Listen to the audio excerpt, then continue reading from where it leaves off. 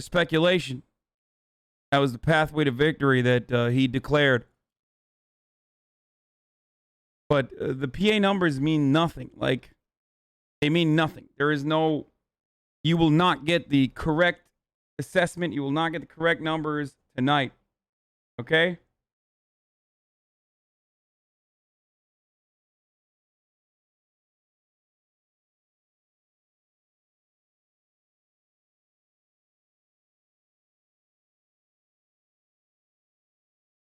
Hold on 1 second.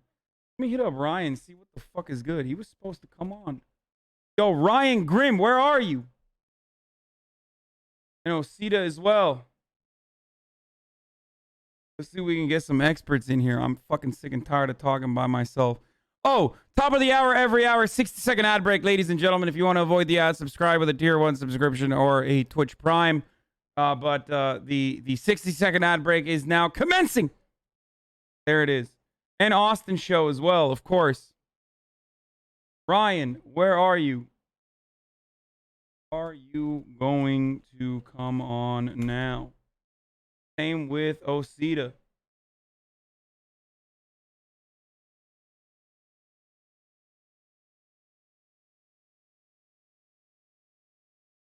Oh, shit. Oh, he said 8 p.m. Never mind. Osita's coming at 8 Pacific. He's too busy. Lindsey Graham is 1. Ladies and gentlemen, Fox News has called the South Carolina Senate race for Lindsey Graham. Unfortunately, Jamie Harrison has been defeated. That is sad. That is very sad, but also expected. Republicans are gigantic cucks. Just got an ad. Prime sub. Check Wisconsin. Omega Lol. All the live betting websites favor Trump big time now. It doesn't matter.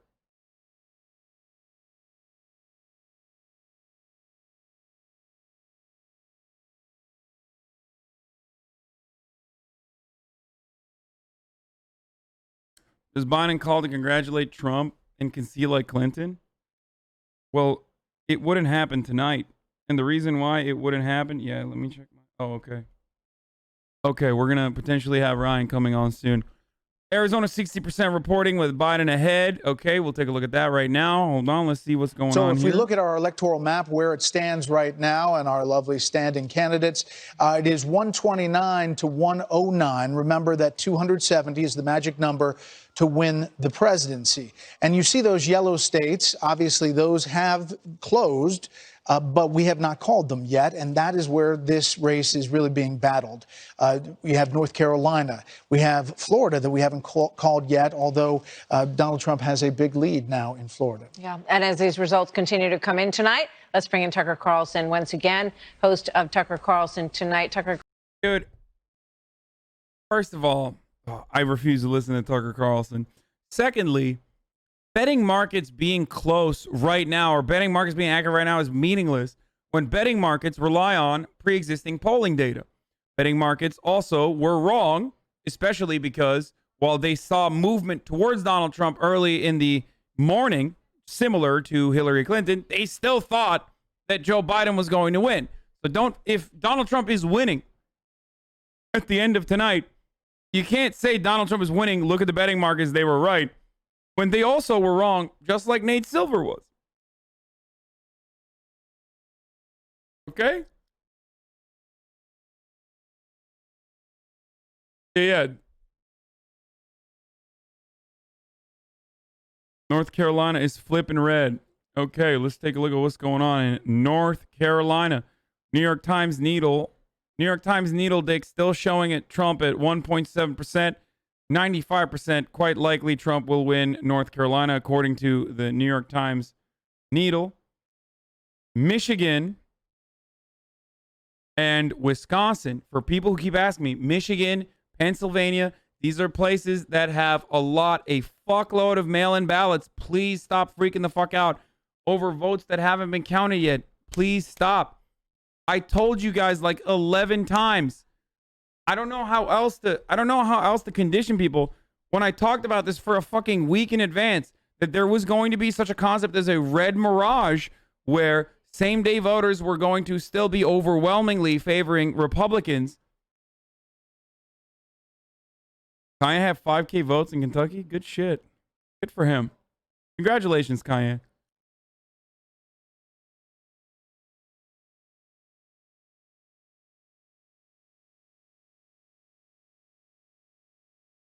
Mail-in ballots haven't been counted yet in a lot of these places.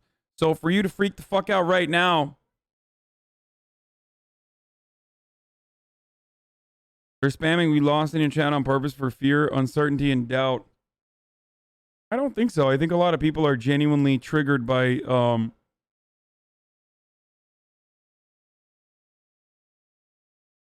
you and your chat are dooming super hard right now, and I think you should remind everyone that all these races are not crucial for Biden to win. It's tighter than we want, but is nowhere near over. Everyone just breathe and wait it out. Also remind them of the red Mirage and Rust Belt. I did.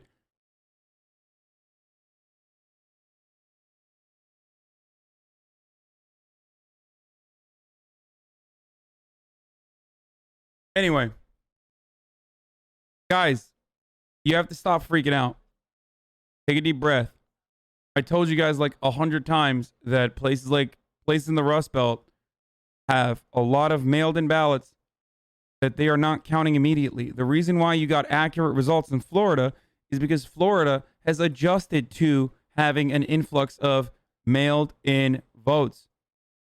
The reason for why they have that is because they fucked up big time in 2000, if you recall.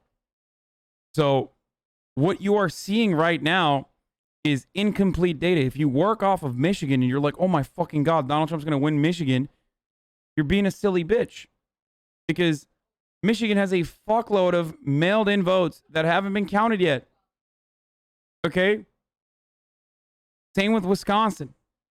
These are areas that your uncertainty will only favor Donald Trump. If you react, and Pennsylvania as well, if you react to Pennsylvania, Michigan, and Wisconsin immediately and act like, oh no, Donald Trump won there, well then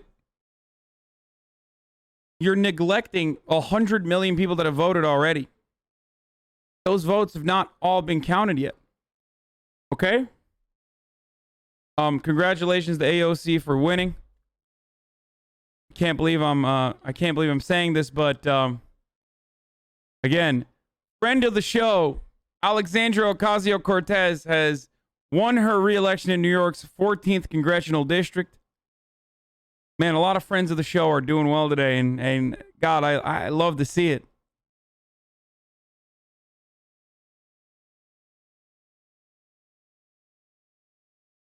See why I'm smiling? You see that? It's fine. You need to stop fucking freaking out. Like, North Carolina would be a huge dub. Okay? The fact that it's close like this is pretty good. It can go either way right now. The race is looking insanely tight. That's very cool. That's just a gift, okay? See that as a gift. All the other places like Georgia, Florida, these places, if Joe Biden won in any of these places, you could go to sleep tonight knowing full well that, you know, it's a lock for Joe Biden. But the reason, what has surprised you so far? Nothing really. The only thing that surprised me so far was maybe Florida, Miami-Dade County. I did not expect Miami-Dade County to have insane turnout like that for Donald Trump. And also Joe Jorgensen. I mean, big ups for Joe Jorgensen. I mean, she's killing it. Good for her. Slay Queen. Libertarian Slay Queen. What's going on in Arizona? Arizona is showing Biden. Arizona is looking good for Biden currently with 70% of the 70% of the votes, but the first votes that are reported at 10 p.m. Eastern are the early in-person ballots. So, of course, Joe Biden is going to look better. Arizona is going to come down to a close race, most likely. The fear that I have is, again, Texas did not have the Hispanic turnout that they needed to secure a victory for for Joe Biden, and that might reflect in a similar capacity to Arizona as well. What we're looking for in Arizona is, of course, Maricopa County. But how much can Joe Biden run the numbers up in Maricopa County? We have to look at what Joe Biden did in Maricopa County, or what Hillary Clinton did in Maricopa County in comparison to Donald Trump.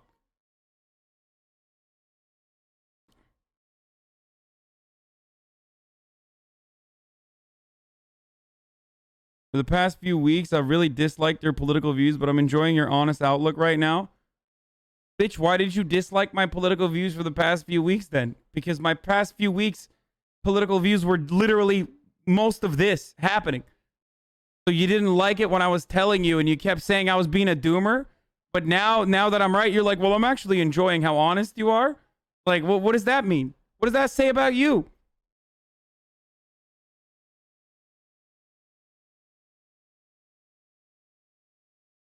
Yeah, of course Doug Jones lost to Alabama. That's normal.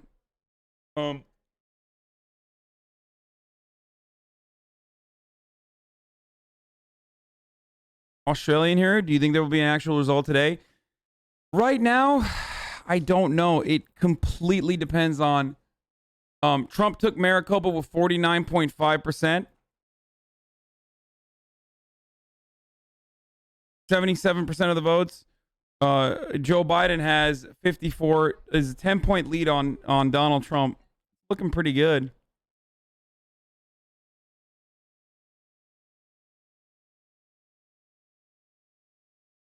He missed the Biden criticisms.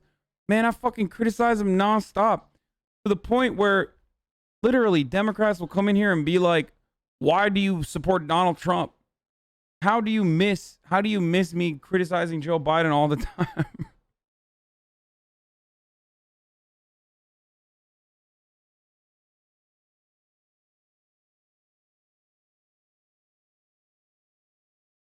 Earlier, you talked about the Democrats about not giving voters something to vote for. Did you mean like hope and change from Obama in 08? Yes.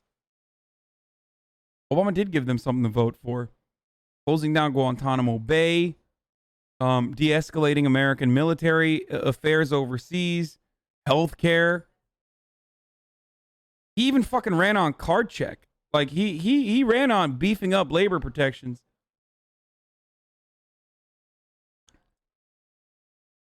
Now, of course, he didn't follow through on a lot of his promises, but promises were sexy as fuck, especially after 8 years and also a horrific economic outcome. You know, that bad news for Biden in crucial PA, an ominous sign for Biden in Pennsylvania, says Nate Cohn. Trump running ahead of his 2016 performance in Turnbull County, Warren near Youngstown, and on the West PA border with nearly all of the vote counted. Russia has done it again? What do you mean Russia, dude? What Russia? Bro. Look. Pennsylvania.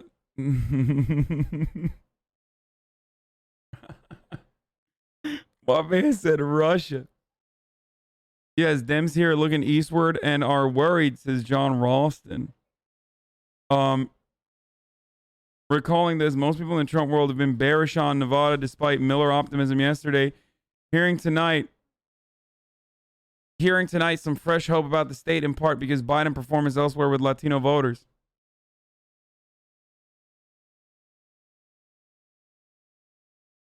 When does California start counting? Dude, California doesn't fucking matter. California is a lock, and they don't stop counting for like a month. So it literally doesn't matter.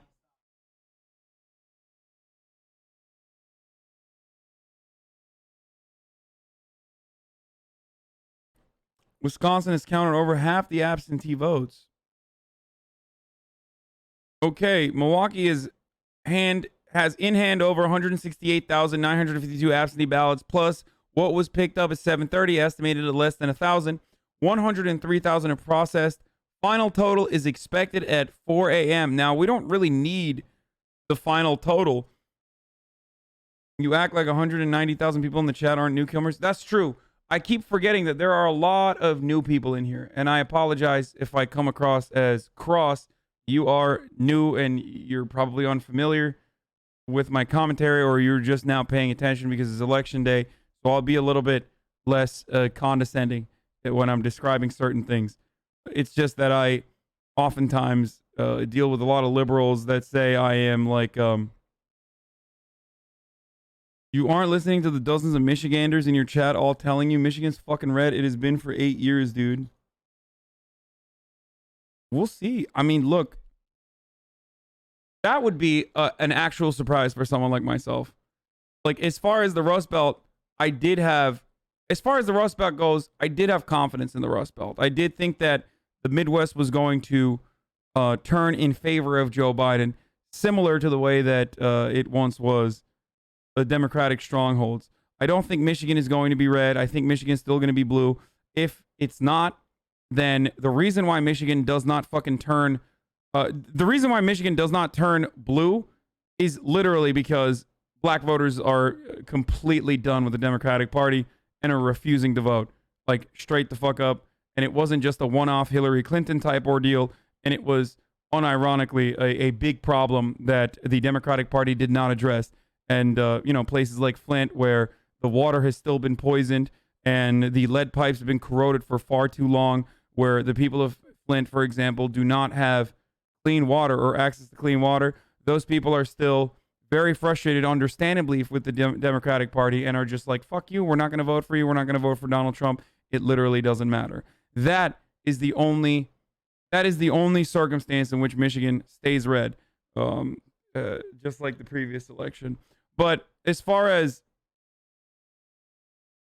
like Wisconsin and Michigan goes, looking at everything there, it does seem like Wisconsin and Michigan are supposed to be blue. So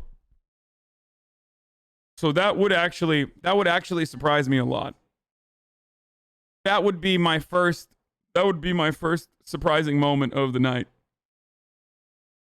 Like, I'm not going to be shocked when Texas isn't Democrat. Like, I've been saying that Texas is not going to turn Democrat for the longest fucking time. It's just a delusion that you have fed yourself because you watch too much mainstream media and you consume all these fucking polls nonstop, and then you turn around and you're like, oh no, I can't believe it didn't happen.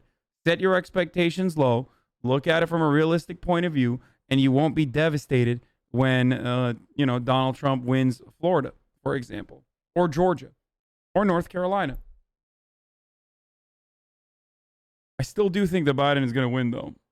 So we'll see what happens. Anyway, Osita is coming at 8, and I think Ryan is supposed to be coming on soon as well. So we'll see what happens. They're needle beefing. The Needle is analyzing results. Nate Silver says, I love the Needle literature, but analyzing anything based on election night returns is tricky just because we've never had this huge election day versus early split along partisan lines before. Increases uncertainty and means you should revert a bit back to 50-50. I'm surprised at how badly 538 missed in Florida. They had Biden at plus 2.5, so they are 5.5 off right now. What? Oh no. Guys, the computer models are malfunctioning, guys. What? That's crazy. I guess we got to go back to the drawing board for this one, boys. It's fine. I'm just an aggregator. I don't poll the people myself.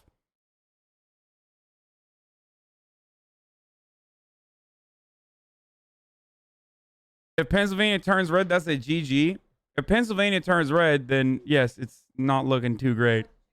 It's most likely a rip.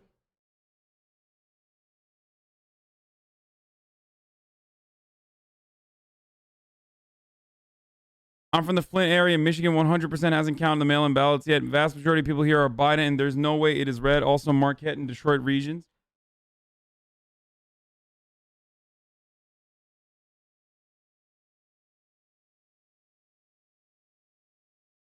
I was in a team meeting. Can you give a rapid fire update on the situation? Okay, dude. Let me just start from the top. So in 2016, Hillary Clinton ran a horrible campaign against Donald Trump. And Robbie Mook told her not to go to Wisconsin. And she barely touched Michigan. A lot of people were frustrated. They thought that Hillary Clinton was absolutely going to win. I mean, no one thought Donald Trump was going to win. That's crazy. kind of like what's happening now, where overconfident Paul Andys, who have been jerking each other off about how devastating of a defeat they were going to deliver to the Republican Party, are kind of running around with their heads on fire. But this still does low-key look like a 2018 turnout where, you know, the areas that were red largely still remain red, but the areas that used to be blue turned back blue. We'll see what happens, of course. Once again, it goes back to Wisconsin, Michigan, and Pennsylvania. Speaking of which, of course, congratulations to Carlos Gimenez, the Republican winning the Florida's 26th congressional district, and most importantly, to Tommy Tuberville, a Republican, finally wins the U.S. Senate seat in Alabama, who, as far as we know, has not fucked little kids. So that is an accomplishment for the Republican Party. Honestly, that is what I call progress. Okay? This is pretty cool. Like, you know, I'm a big bipartisan guy. I like to reach across the aisle and hope that the Republican that's running for a Senate seat is allowed to go to the mall in the local region that he grew up in because he hasn't tried to fuck little girls in that mall. Like, that's kind of a good thing. So this is progress for the Republican Party, Sweaty. And if you don't recognize that for what it is, then, well, I'm sorry. You did a no growth. The Republican Party did do a growth. So congratulations to Tommy Tuberville for winning the easiest lock Senate seat in Alabama, so that he can, you know, bring Alabama back into the biblical times that they want to live in desperately. Coping? How am I coping? What do you think? Fucking, I thought Doug Jones was going to win or something? Like, former SEC football coach, kind of difficult to defeat. I thought that a lot of the Alabama fans were just going to refuse to vote for the Auburn coach. And apparently he was an Auburn coach that's not really well liked either. So who knows? What do I know about football? As it pertains to politics. If it's tangentially related to politics, I'm going to know enough about it. You should know that by now, Marat. Don't ever fucking test my knowledge. Okay, we have some good news for Democrats in North Carolina. We're reporting error by Randolph County is patting Trump by about 30K in our estimate there. They reported both in person and One Stop and Absentee Mail together, but the Needle is expecting 45K early votes. That's a net 30K votes for Biden, which would not be enough to get him into the lead, but it does help him a bit. We're still looking for other errors. Like, you want to know the mind of a Republican? You want to understand why Republicans are just, like, permanently brain dead, and that's why they keep voting for other Republicans? Because they say stuff like, you lose libtards. Because fucking Alabama Senate seat is now occupied by a Republican again. Like, if anyone had the expectation that that seat was ever going to be up for grabs after Alabama nearly voted for a literal fucking allegedly pedophile, then I don't know what to tell you. Like, how is that a surprise to anyone? Dude, I can't believe Kentucky went red this year. Wow, that's shocking. Like, what were you expecting? Did you think we thought that Doug Jones was going to win?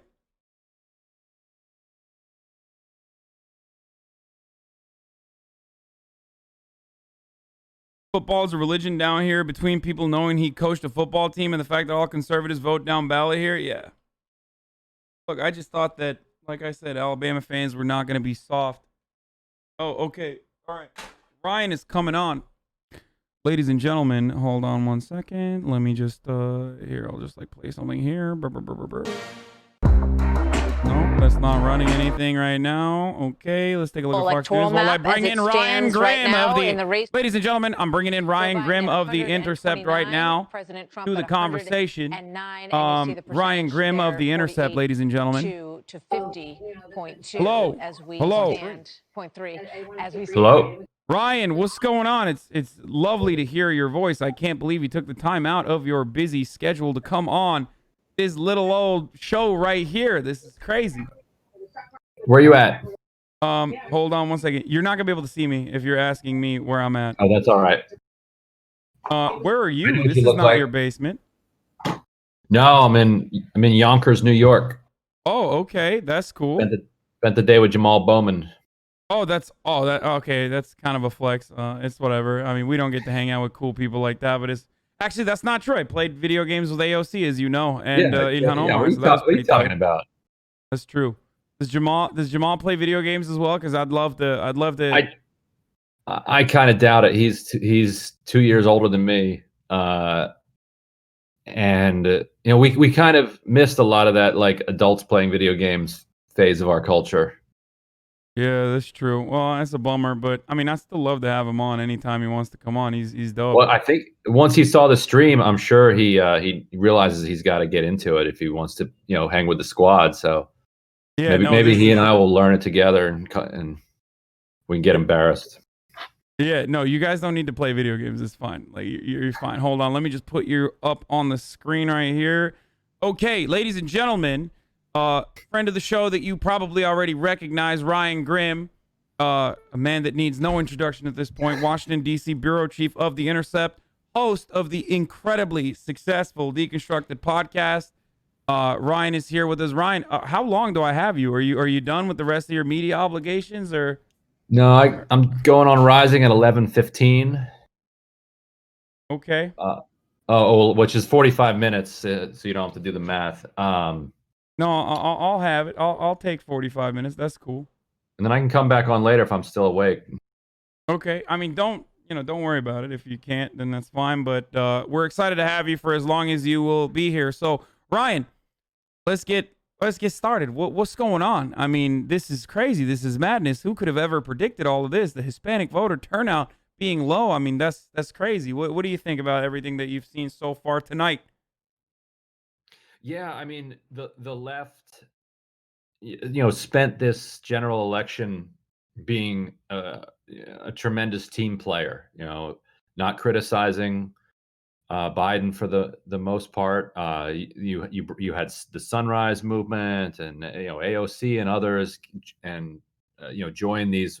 What do they call them? Like these unity committees where they put together white papers for Biden to read about climate and energy and race and policing and putting forward the idea that this is going to be a coalition that's going to work together, in order to defeat Trump. And that element of the left was genuinely invested in the idea of defeating Trump, and frankly, to me, as they should have been. So they kind of were quiet about a lot of criticisms that they otherwise might have been making, but you could find those elsewhere. The same criticisms that you saw leveled at Biden during the campaign, that he doesn't have any organizing capacity, that he doesn't have any he didn't have any plan to try to actively increase his share of the vote, whereas Trump had this kind of massive army that people said, well, maybe it's a fake army, but he was saying, well, at least he's trying. But Ryan, not to cut you off, but you're failing to recognize a key factor here. Even if Biden loses, he lost with grace. What that means is he followed the rules like a good boy, and he didn't do door knocking, and he didn't actually have an organized effort to get out the vote early on, and that's because of COVID, of course. Like, I mean, to be fair, that does put him in a unique situation. If you're literally crying about COVID all the time, which is understandable, and saying like, that's my main thing, I'm gonna be better at COVID, and then you don't follow the restrictions that you yourself claim you're going to implement, then that makes you look bad. Also, then you have a bunch of Democrats that are also understandably afraid of COVID. So that's certainly an issue, but I don't know, use some fucking back channels or something. Like, I don't know, get people to go out and still do some door knocking, find some other more creative ways of doing outreach, specifically in, of course, communities that they consistently take for granted, i.e. the black vote and also the Hispanic vote, as we are seeing that those are communities where Donald Trump did not stop picking up points in, and that has manifested itself in truly unique ways. Now, of course, on the other hand, you have the white vote, as we predicted, with the majority age 65 plus vote, which is these guys are big voters. They are definite voters, and they have moved approximately, according to the New York Times numbers right now, and that I'm looking at, 1.5 points in the Democrat direction. That's pretty big. White, fewer college graduate votes on 0.5 points in the Democratic direction. But the Obama-Trump flips have not really panned out too well for the Democrats, whereas Republicans are crushing it with majority Hispanic neighborhoods, 12 plus points. Cuban neighborhoods, 14 plus. Now, that's a lot of that is guided, of course, by the Miami situation. That's going to probably level itself out a little bit as we get to Arizona and Texas. But, you know, this is, what do you think? Is this looking good? Like, what do you think about the Midwest still? Has anything changed? Has anything surprised you so far tonight? Well, so I mean, Biden still has, a couple of different shots at, at getting to 270. So Arizona's looking pretty good. Now, things have been starting out in every state looking good because Democrats, moved so heavily toward the early vote that the often sometimes the first votes that come out of the early vote, and that if that's the case in Arizona, it's going to be dialed back. But he has a strong lead there. If he holds Minnesota and then flips Michigan and Wisconsin, he doesn't need Pennsylvania or North Carolina or Ohio, and he can still win as long as he wins in Omaha, which is because that has that one electoral college, and that's looking pretty good with Kara Eastman also running for Congress out there. The big question over the last 4 years was Trump going to be able to energize and galvanize more white working class voters than he had brought out last time? And this is something I've talked about a lot, that there's this myth out there that if everybody voted across all of these states, that would be necessarily good for Democrats. But particularly in Pennsylvania, Wisconsin, and Michigan, and Minnesota to a lesser degree, there are so many eligible white working class voters who just don't vote, that if you goose turnout to a certain level, it actually becomes more favorable to Republicans in those areas. And so then the question was, could Biden flip enough suburban Republican voters or unaffiliated voters into Democrats to counteract what Trump was doing? Because Trump has been doing the mirror kind of political and campaign strategy that the left has always called for, to organize your base and then deliver material gains for your base, follow through on those promises, and you will expand that base in the next election. That's always been the left's theory, that they haven't really gotten to put into practice much, unless you count Reconstruction or the New Deal. But that's basically what Trump tried to do, to say, forget the rest of the country. I'm just gonna drive out new voters, and he's doing that. And so the question is whether he's doing that to a sufficient degree to counteract what that strategy produces on the other side, which is anger at you and flips people in the middle away. Yeah. So it's still who knows at this point. So, okay, so let me ask you then. So you're still saying it's a toss-up. Are there any areas that you've been surprised by so far tonight? I mean, of course, most people will say, no, I knew everything ahead of time. Right. But I mean, did you even think that there was remotely a shot for Georgia or Florida? I mean, the only part of Florida that I was surprised by is definitely Miami-Dade County. The turnout was incredible there, if we're being honest. Yeah. And it was incredible in favor of Donald Trump, of course. That was, when I first saw it, I thought it was a fluke. But yeah, no, I always tell myself that Florida is just a red state that's kind of disguising itself as a purple state. But then as each election gets closer, I'm like, well, maybe actually it is a swing state. And if you didn't have the unique nature of Miami, if Miami was a city like any other city in the U.S., Florida would be a fairly comfortably Democratic state. But of course, that's not remotely what our history is. Miami is what it is. So I was a little bit surprised at that. Georgia is. Have they called Georgia? I know Atlanta has said they had a water pipe burst, and so they had to. They're delayed in their vote counting. So I think because of the heavy concentration of suburban voters in Georgia, still feel like that's. Or I felt going in that was a possibility. If it's been called, then I was wrong. I still feel like that's one that they could win. Oh, so you think Georgia? You think Georgia still could turn it around? I feel like the New York Times is saying forget about it, right? Yeah, but the New York Times has also apparently had some errors in calculations. I don't know why Georgia hasn't been called, but New York Times saying 95% likelihood that Georgia will go red. But the issue there is, yeah, you're correct when you say, wait, actually, where is it? Let's see. Fulton County. The needle is saying Georgia is +2 Trump and 79% leaning towards Donald Trump.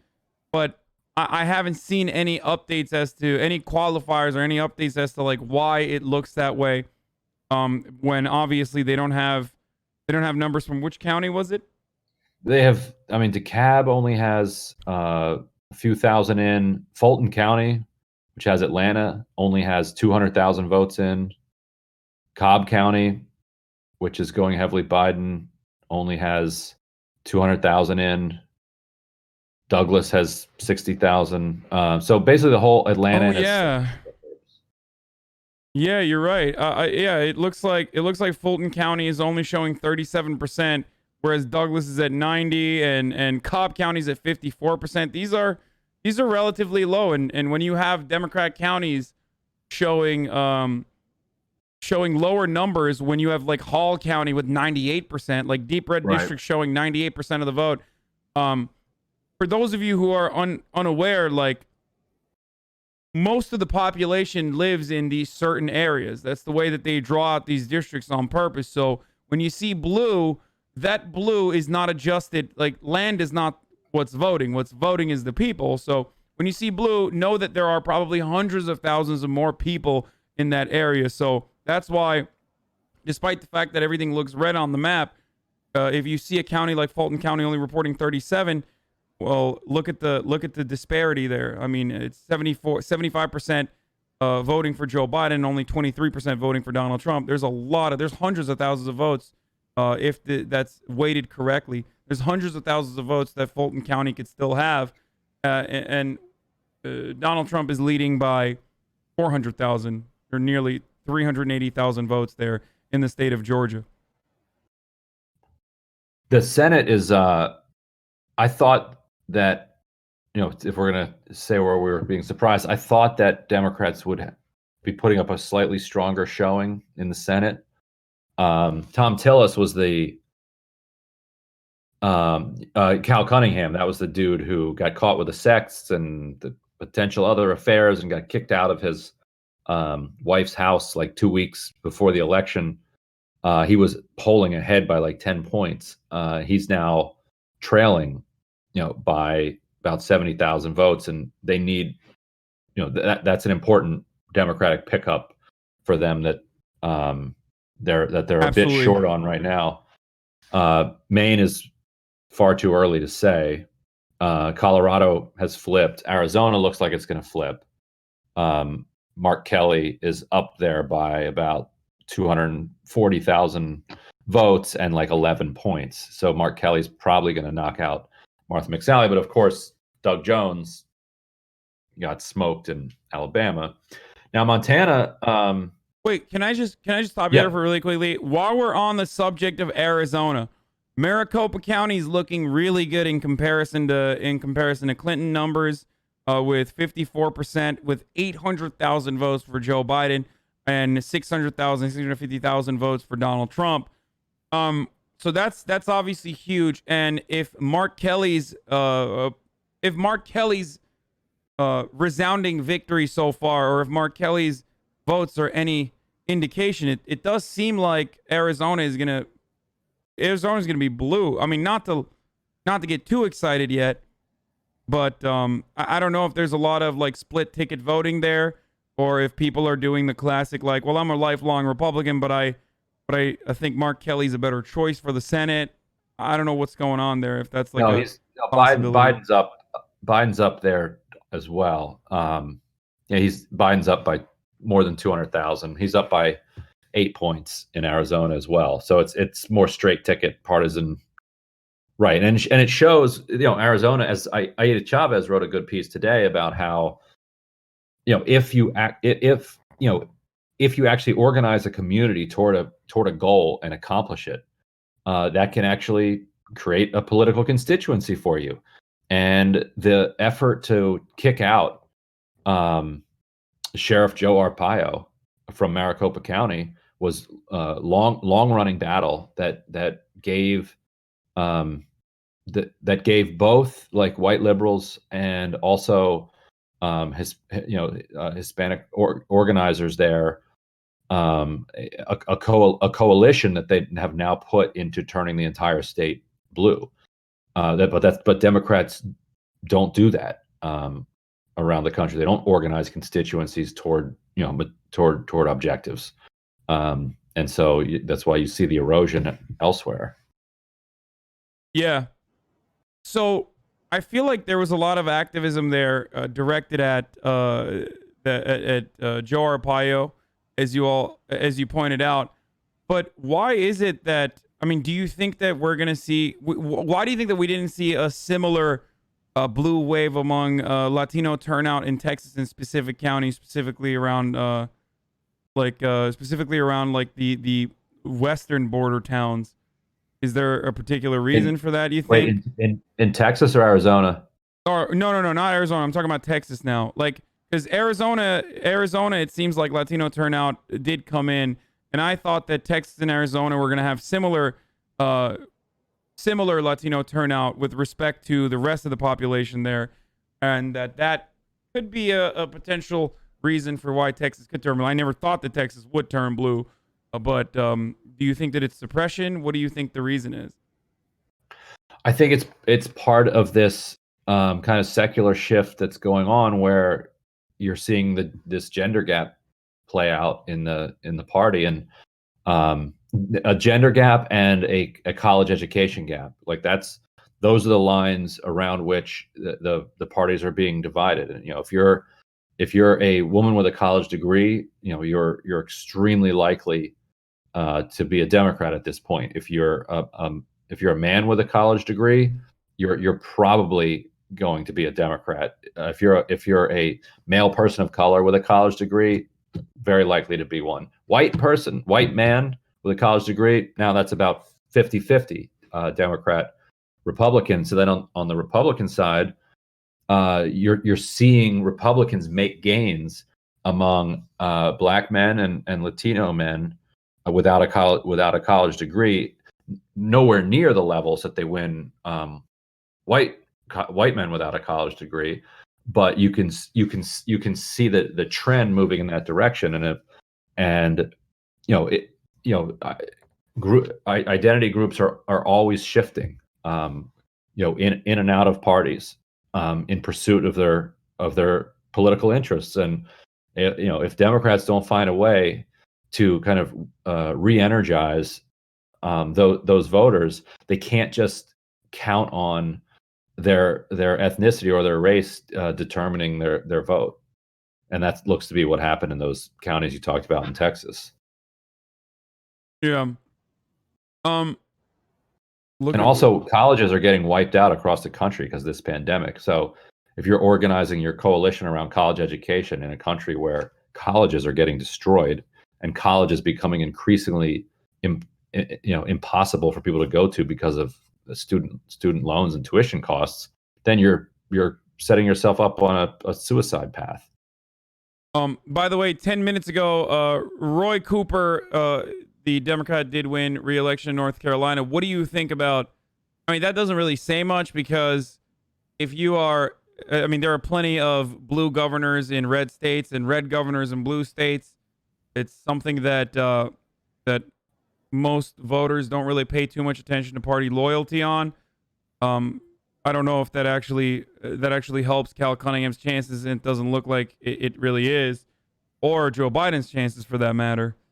But North Carolina is reporting 93% of the 93% of the votes at this stage, and it is a tight race. It's a really tight race with like 60,000 votes, with Donald Trump leading by literally like 59,000 votes right now, according to the New York Times. Yeah, and it looks like Cunningham's now down by about 78,000.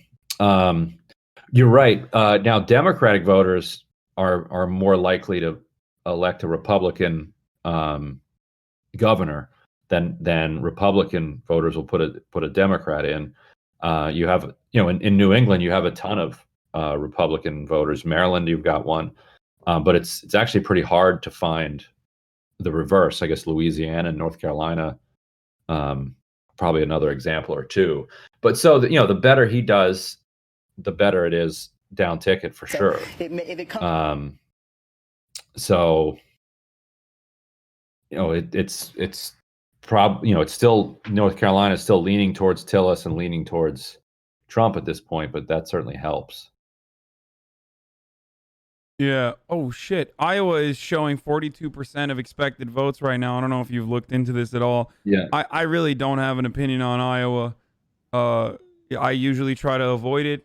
I don't do the classic 4 years. Every 4 years, we're going to act like we care about Iowa. I just refuse outright to ever talk about it, because I think you're giving them what they want. If you give Iowa attention, you're basically doing exactly what they're interested in, which is attention. I think they're like the perpetual undecided voter, that just wants to be on television.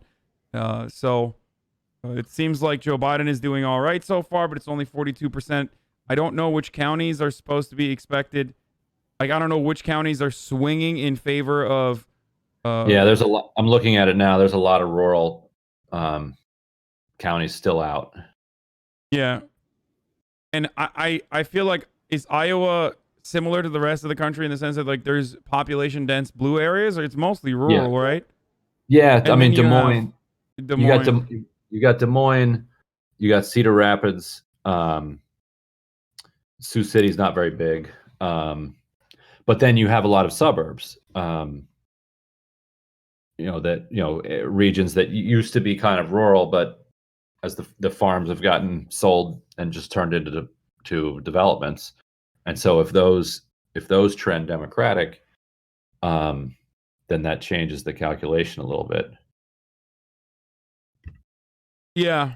Well, right now, Des Moines is not even showing anything yet, and it's showing that the Democrats are ahead with nothing in Des Moines, but with Warren County, Pottawatomie County, Boone County results are showing.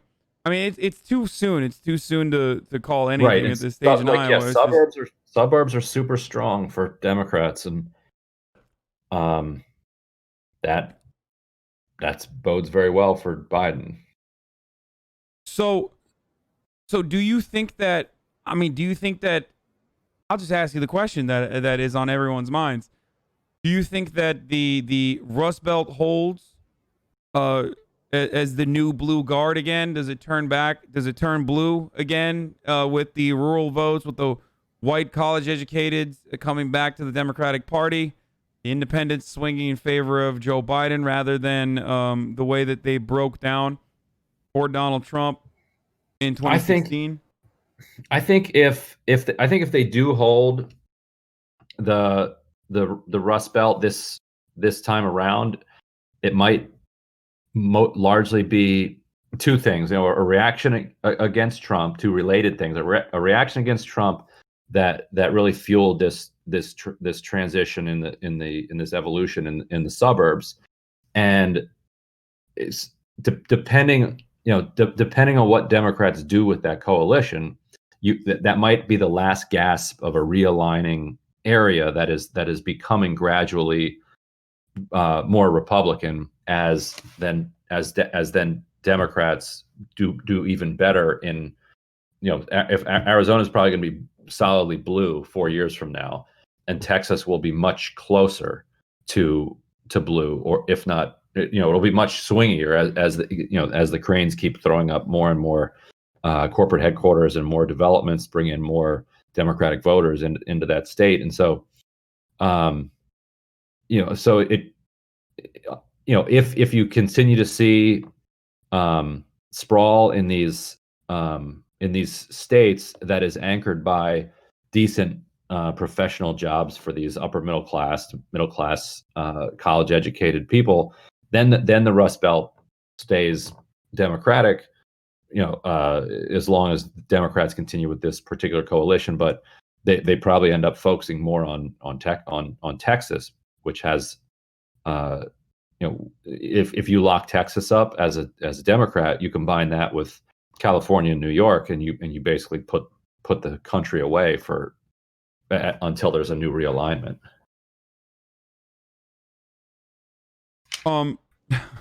People are like, just ask him who's gonna win. Who do you think is gonna win, Ryan? Tell us. I need you to remember when I ask you all the time, when I used to ask you every single time you came on, point me to a pathway to victory for Donald Trump. Now I'm asking you, Ryan, the exact opposite. Point me to a pathway for victory for Joe Biden, please. All right. Well, the path to victory for Biden is the 2018 midterms. We talk about that as a blue wave. Yeah. And the results that are coming in tonight are kind of mapping with the results that we saw in 2018. And so, you could quite easily, tonight what I've heard is that California is going to release as many as 13 million votes tonight, which will mean that Biden at the end of the night will have a significant popular vote lead, which matters for public opinion and the media narrative, and it undercuts Trump's ability to try to declare victory. I've been watching Fox a lot, and Fox is not at all giddy. They're not popping champagne. I think that they seem excited that it's closer than they thought it was going to be, but they're not out here doing a bunch of I told you so's and victory laps. And they have an extraordinarily sophisticated and competent election forecasting and election analysis division, and from everything I've heard, those are people that have real integrity, and so the fact that Fox is not celebrating right now is I think significant. Yeah, even the Trump campaign itself is just saying, like, look, they released internal communications earlier today, like maybe an hour ago, where they were like, we're doing really well, like a lot better than we thought we would be doing at this point in the night in Florida, Georgia, and North Carolina. So it's obvious that their internal numbers didn't even show a different reality than what we've been looking at for the past month or so. Yes, the race got tight, a little bit tighter, and ultimately it did go in the exact opposite direction of what a lot of people like Nate Silver were claiming. Perhaps, I guess, too confidently, if I do say so myself. But, it seems like even the Trump's internal numbers didn't reflect that. And now they are also surprised by it. It still doesn't mean anything. Florida, Georgia, and North Carolina obviously don't mean anything when I feel like personally this race is coming down to Arizona, specifically Maricopa County, but then also Pennsylvania, Wisconsin, and Michigan. I do think that Wisconsin and Michigan are going to turn blue again, and that those are going to be the like Democratic safe haven because of the white votes specifically that Joe Biden will be able to win back. Same with Arizona as well. with an actual constituency of Never Trump supporters who did actually love John McCain and despise Donald Trump. And I think that's part of the reason why you see Mark Kelly doing well. And I don't know. You can tell me if my assessment is incorrect, but outside of that, there's not going to be any like confusion there. It's all up to technically Pennsylvania at this stage. Not necessarily, because if you think that Michigan, Wisconsin, and Minnesota are going Biden, and he's going to win it, and Biden's going to win Arizona, then that's it. Yeah, that's true. That's true. You're right. Well, there is also the 269. Oh shoot, I gotta go. Oh, you gotta go? Okay. I'll holler back at you. All right, thanks. Thanks for coming on, Ryan. All Sorry. Right, all right, bye. Okay, that was Ryan Grimm, and he's getting a Skype call so he can go on another show. Why do you have the lead singer of Death Cab for Cutie on? I am worried about Wisconsin because of Kenosha County. I saw a lot of praise for Trump after he brought in the National Guard. Ryan is the best. And he will, you know who I'm going to have on right now? I'm going to have on a liberal correspondent to give us some hopium. Hello? What's going on, man? You're panting a little bit. You want to turn on your camera there? Yeah, hold on. Let me turn on the camera. I'm a little bit of a mess. All right. Okay, let me turn it on. Can we get Will in here? Sure. We can get Will in here. Let me. Will has been struggling with me. We've been playing phone tag. Let me text. You know what? I'll add Osita in here into the convo as well, just to see whenever he wants to come on. Oh man, I went over to Miz's stream to try to explain what was going on. And I had to leave because Miz questioned whether New York was a blue state or not. Wow. You were like, wait, Neff, it says no signal, buddy. Yeah, I just turned on my camera. I'm going to go get some water. I'll be right back. I wrapped myself in my blanket with some White Claws, and I was doing some praying. Why? Everything's going to be all right, man. I think that... Is it going to be all right, Hasan? I think so. I don't know. I'm not like... me copium. I don't need any more fucking copium. Well, for me, it's... Look, what do I always say? If you're a perpetually pessimistic person, then you don't feel disappointed when your predictions come out to be true. And this is, of course, something that I think Austin can attest to better than anyone else, considering the fact that I've been talking to him about all these issues for the longest time, and they are coming out to be literally completely true. So, but the thing is that you were also started to drink the Kool-Aid a little bit towards the end there, which Hasan and I started flipping. As Hasan got more optimistic, I got more pessimistic. What do you mean? And I mean, you still started to get more optimistic as things started to go, and then I started to get more pessimistic as things started to break down in Florida. Now, the reason why I had such an emotional breakdown is I was watching the Florida votes, and it happened so quickly. The Trump delivered such a blow in Florida to me mentally so quickly, and then you have then you had hope in North Carolina. And, you know, I was like, oh, my God. And then I looked at Ohio and I'm watching CNN, which, by the way, the coverage on CNN has been ass this cycle. Like it has been spoiled. Can I tell you why ass, dude? I spoiled you, my friend. You're just too used to good ass coverage. That's what's going on. Wait, your camera. Can I tell you why I'm worried? Oh, Osita's here. Oh, dope. What's up, Osita? What's up, man? You know what? I'm going to turn off my camera and I'm going to get on with you guys in there so so that it's easier for me and everyone else as well. Okay. I think part of the reason I'm worried is because I know this feeling. Yeah. All Democrats are Jets fans tonight. Okay. we all told ourselves we're Vikings fans. We all told ourselves it was going to be okay. And now I know this feeling. You all know what it feels like to be a Jets fan right now. We are perpetually losing. Oh, something I was really confused about is I was watching the coverage on CNN and I was having major hopium. Okay, I had a hopium overdose and I had to call Will.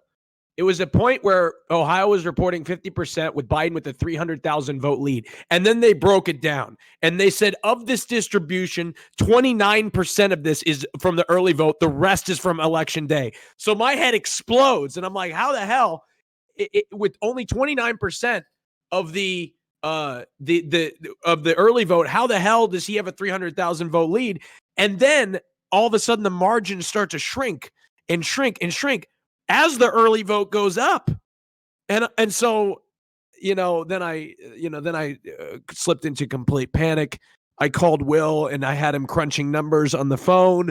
Yeah, I was having him jump through. Asking me like long division questions. He's like, if this many early voters have left and a train is left from Michigan at this speed, how many ballots are counted by the end of the night? Wait, hold on, guys. I'm sorry to do this. One, I got to introduce Osita here. Osita Nwanevu.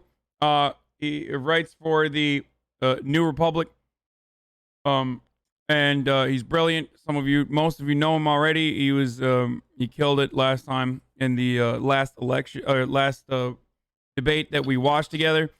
So the map has been updated and it's also top of the hour. So I got to run a 60-second ad break right now. We can still keep going. People who are subscribed can continue to watch the coverage uninterrupted, but those who haven't will unfortunately see an ad for 60 seconds. So sorry about that, guys. So there's an ad break right there. Okay. Secondly, the map is updated. They want me to take a look at it really quickly and give some additional updates there. Lindsey Graham is one, as you already know. In Georgia is looking to be. Georgia is still too early to call, because but of a broken pipe. There is a broken pipe in I believe Fulton County, right? And that is rendering basically Georgia to not be able to read 130,000 of the absentee by mail ballots that they received in Fulton County. They've scanned 86,000 of those in the latest updates, but this does not include the ballots received in today's mail, election officials have said. And one board member thinks we won't have results until Friday. In 2000, it was pregnant ballots. In 2020, it will be piped ballots. So before we get to the memetics though, I do want to hear from Osita real quick. Like, what has anything shocked you tonight? Or are you like what's everything looking like for you so far? So thanks for having me on. I'm still trying to gather my thoughts, honestly, as I'm sure a lot of people are. But the big one I have is that this is reminding me a lot of 2016. And it's not reminding me of 2016 in the sense that I already think Trump is going to win. I think it's still too early to tell. It's reminding me of 2016 in that there was a point that night where I said, even if Hillary actually wins, the fact that it was this close, the fact that it wasn't a sure thing against Donald Trump, means that the way that we've been conducting politics in the Democratic Party, in this country more broadly speaking, has to change. The assumptions that we went into this election with have to change. A lot of things about the way we thought everything was going to work, all of that has been flawed. I think that there are questions we should be asking of the polling industry, frankly, after tonight. I was one of the people who said, you know what, I've talked to a lot of pollsters over the past few years, and they've told me, we figured out what we did wrong with the state polls in 2016. We've made adjustments for education, all this kind of stuff. And with it, we're in a good place this election. I think we're going to have to go back to them again and say what happens, not just in the presidential election, but with some of these Senate races. But at a deeper, more existential level, I think we're at or about to reach, I think, over 230,000 dead from the coronavirus in this country. The infections are going up, hospitalizations are going up. Obviously, a large part of the country has been economically devastated. The fact that this is that close, even given all of that, I think is a huge indictment of the way this campaign is conducted and what we were thinking going into it. That's my main thought right now. This strategy, even if Biden wins and things work out okay and Democrats win the Senate, just the strategy of we're going to point to Trump's failures of competence in handling coronavirus.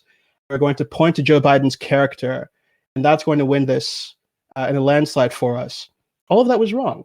This is going to be a close election if Biden wins. And, you know, I wrote a piece a couple of months ago saying that if you look at the polls, to the extent that we can trust them at all, you know, the polls were showing us that Trump was still ahead on the economy. You know, that was still a huge issue for a number of voters, and nothing that happened on the coronavirus actually removed him from the first position on that question. Biden did not talk a lot about economic policy over the course of this campaign. If you are looking for an explanation as to why Latino voters in Florida and other places might have been more sympathetic to Trump than you might have imagined, maybe that's the answer. Maybe you should have been talking more about healthcare and other policy issues, and not just sort of assumed that Trump's bigotry would carry the day with that demographic category. I don't know. I just think that there are a lot of different things that we need to be asking ourselves about, asking the Democratic Party about after this, no matter what happens tonight. But as far as, you know, figuring out what happens as the final result is concerned, we're not going to know that this evening. I think it's 9 a.m. They're saying they're going to get results out of Milwaukee. We're still waiting on other states. It's going to be a long couple of days, it's looking like, and we won't know what actually happens for a while. But given what we do know, I think that we can tell ourselves or start asking ourselves certain questions about the way things have been working this campaign, and see if we can try to turn the page from certain deceptions. Absolutely. You're right. Osita said it here first. Jail Nate Silver. You heard it here first, folks. He said throw Nate Silver in jail. I don't know why he went that far, but you know what? Fuck it. I'm ready to go along with that. Soundbite. But no, you're absolutely correct. I've had Democratic consultants on. I have Democratic consultants in my audience that I constantly talk to, and they kept telling me, not you, Austin, no, like actual people that work for the DNC and stuff. Excuse me, I've been in the field this entire election. Well, you're great too. You're very knowledgeable. You are the resident poll watcher, and I used to make fun of you for that. But every single time I said, why is there no positive message from the Democratic Party? Why are they not advocating for any sort of policies? Why are they not trying to get you to vote for something? And even mentioned how Republicans do a better job with this when they even say something as simple as MAGA, Make America Great Again, or Build the Wall, for that matter. Build the Wall is national security policy, and it's an economic policy, because they think that immigration is, depressing wages overall, and they think that immigrants are causing terror and crime in this country. Both are false, but that's still policy. And for some reason, Democrats can't do that. They constantly just go for the referendum vote. And with Donald Trump, he is so bad that, the referendum vote should end up delivering a victory to the Democratic Party, but it shouldn't get to that. And it's deeply frustrating that this is an even close race against Donald Trump, both in 2016, but also a close race against Donald Trump now after he has killed 300,000 Americans. It's remarkable. We can sit around and talk about how fucking stupid American voters are all day long, but ultimately, the Democrats are not doing enough to reach out to people and tell them, here is why you should vote for me. Not because the other guy is bad, but also because I will do this, and this. Things that you want. Healthcare, just like you pointed out. Things that you want. Criminal justice. Do you think that's partially, though, because it's easier to sell racism than it is to sell people on, like, the nuance of, like, changing healthcare? Like, you have to explain it with dollars and cents when you sell that versus, like, hey, we dislike these other people, buy in on that. What do you mean? I mean, what? When you sell comprehensive healthcare reform, you have to sell something that, like, people understand, whereas, like, racism is so base, you don't have to sell shit. You can just be like, they're sending their worst. Like, I think Democrats have a harder time selling what they need to sell because it's higher brow, right? Not necessarily. You just say free healthcare. Don't you want free healthcare? You like free shit? We're going to do it. Time to not ask what you can do for your country, but it's time to ask what your country can do for you. Flip the fucking narrative. And I think that's actually a positive message, and that's one that could work. But the problem is the media will attack that message because they are also, unfortunately, defenders of capital interest. And capital interest dictates that we can't have socialized medicine in this country, despite the overwhelming amount of empirical evidence that points to, yes, we could absolutely have socialized medicine in this country, and it would be pretty fucking tight on top of that. So you can clearly still dumb it down. It's just that the media won't let you get away with it. That's why you see people like Bernie Sanders get grilled by Jake Tapper like he is the opposition, like he is an ideological ally or something like that. It's just that the media won't allow it and the DNC won't allow it. You saw people, I mean, think about the 14 or 20 candidates that ran in the Democratic primaries. Like half of them literally ran with a suicide bomb strapped to their goddamn chest, like John Delaney, just so they could ISIS style execute Bernie Sanders on stage. Like it was fucking insane. They were literally running just to be like, I'm here to stop Bernie Sanders because I fucking hate Medicare for all.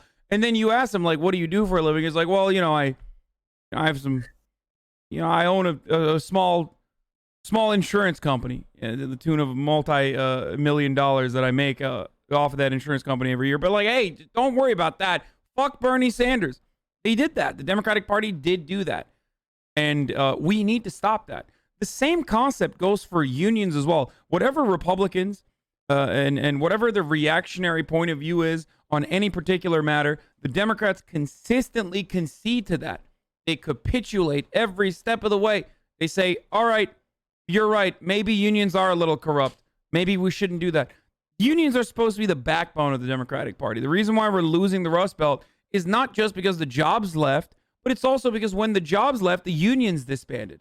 So now you don't have a machine to churn out lifelong Democratic voters anymore in these areas. And that's why these people are like, well, reactionary politics doesn't seem so bad. I think I'm going to go vote for the guy that at least is saying, I'm going to let you say the N-word. Symbolically, of course. Okay, Yeah, I mean, one of the No, you're good. You're good. one other thing I was going to say about Biden winning is that if he wins, he's going to come in vulnerable enough, given the weakness of his victory, that we can go in and say everything that you've just said. Like, you didn't have the message that was going to carry you in a landslide. What do you think is going to happen in 2022 with the midterms if you don't fix this? You're going to lose a House of Congress, maybe. You're not going to be able to get anything done. And then what happens in 2024? Like, we can come in and say, the Democratic Party is weak. They got on this by the skin of their teeth. And unless you create a real economic platform, unless you really start speaking to people's needs, you're going to be swept out. And maybe this was a fluke victory because of the pandemic situation. I don't know, but like we can come in and say that Biden doesn't really have a solid mandate. Certainly not as solid mandate as he thought he was going to have coming in. And so if we can say that and position ourselves as the people with the ideas and the people with the real message, I think that's a powerful selling point, and people are going to have to listen to us. That's the hope, at least. Yeah. Well, I'm not as positive as you are, and you are usually even more pessimistic. You're more pessimistic than most of the people I have on the show. I'm trying tonight, man. I think that self-care, Osita. This is great. Drink some water, practicing self-care. We're manifesting it. That's what's going to happen. No, what I do think is what the Democrats are going to do, and you've been totally, I think, correct on the Mitch McConnell stuff in the past. When we talked about Mitch McConnell abandoning Donald Trump a little bit and gearing up for a potential Joe Biden victory. But I do think that if they do win, if they etch out a marginal victory overall, they're going to point to the overwhelming numbers in the popular vote regardless. They're going to say, look, that's wrong. It's just the Electoral College. It's not just the fucking Electoral College. You should be able to absolutely win some of these goddamn states, even without, even without running the numbers on the board with California and New York. It's bullshit to just say in this circumstance. And they thought they were going to. What? Well, they thought they were going to as recently as a few hours ago. Exactly. And that's the key that we need to remind them. People were talking about 400 votes. People were like, genuinely like, oh yeah, it's not going to be like it's not going to be a complete sweep, but like we're going to have more than 400 votes, I think. Like, it's fucking bullshit. No, you're not. Now, that's one.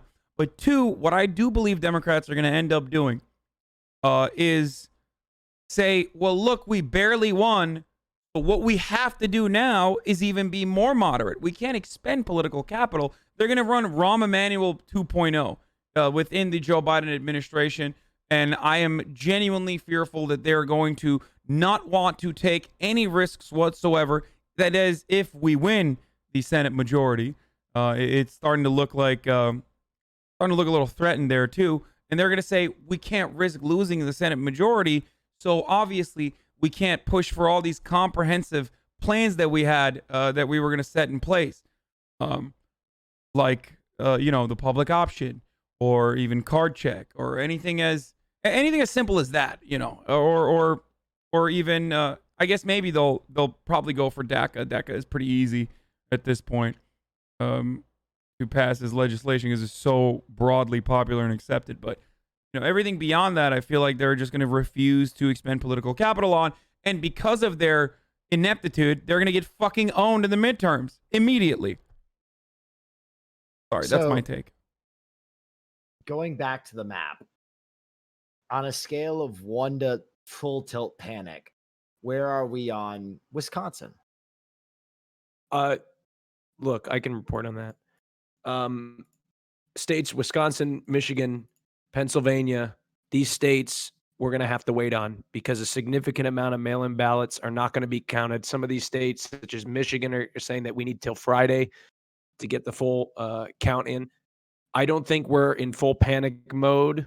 I think that, for me mentally, I think you just got to get past tonight. Hopefully you can win Arizona. I mean, it looks pretty good, right? I mean, Mark Kelly they called the race for Kelly already. So I'm hoping that's a sign of things to come. But yeah, I don't know. That's what I'd say. I'd say it's too early to really tell. And there's a lot of good things out there for Democrats by way of mail-in votes in those states. Would anybody concur? Wisconsin and Michigan are currently only reporting in-person votes. Wisconsin says there's no way they're announcing a winner tonight. Michigan says they need until Friday, and Pennsylvania isn't coming out anytime soon either. Now, those three states are the states that Joe Biden needs to do well in, especially Wisconsin and Michigan. Even if Joe Biden loses Pennsylvania, he has to win Wisconsin and Michigan. So that's literally the tweet that I read for all that info, by the way. That's literally the tweet where I got my source. Like, that's my source right there. Yeah. So I don't know. I don't know what we're going to be. I don't know what we're going to be doing there. Like, I don't know. It should have never gotten to this point. But now that it's at this point, what do we do? I think, like you pointed out as well, Arizona looks good, especially with Mark Kelly. Oh boy.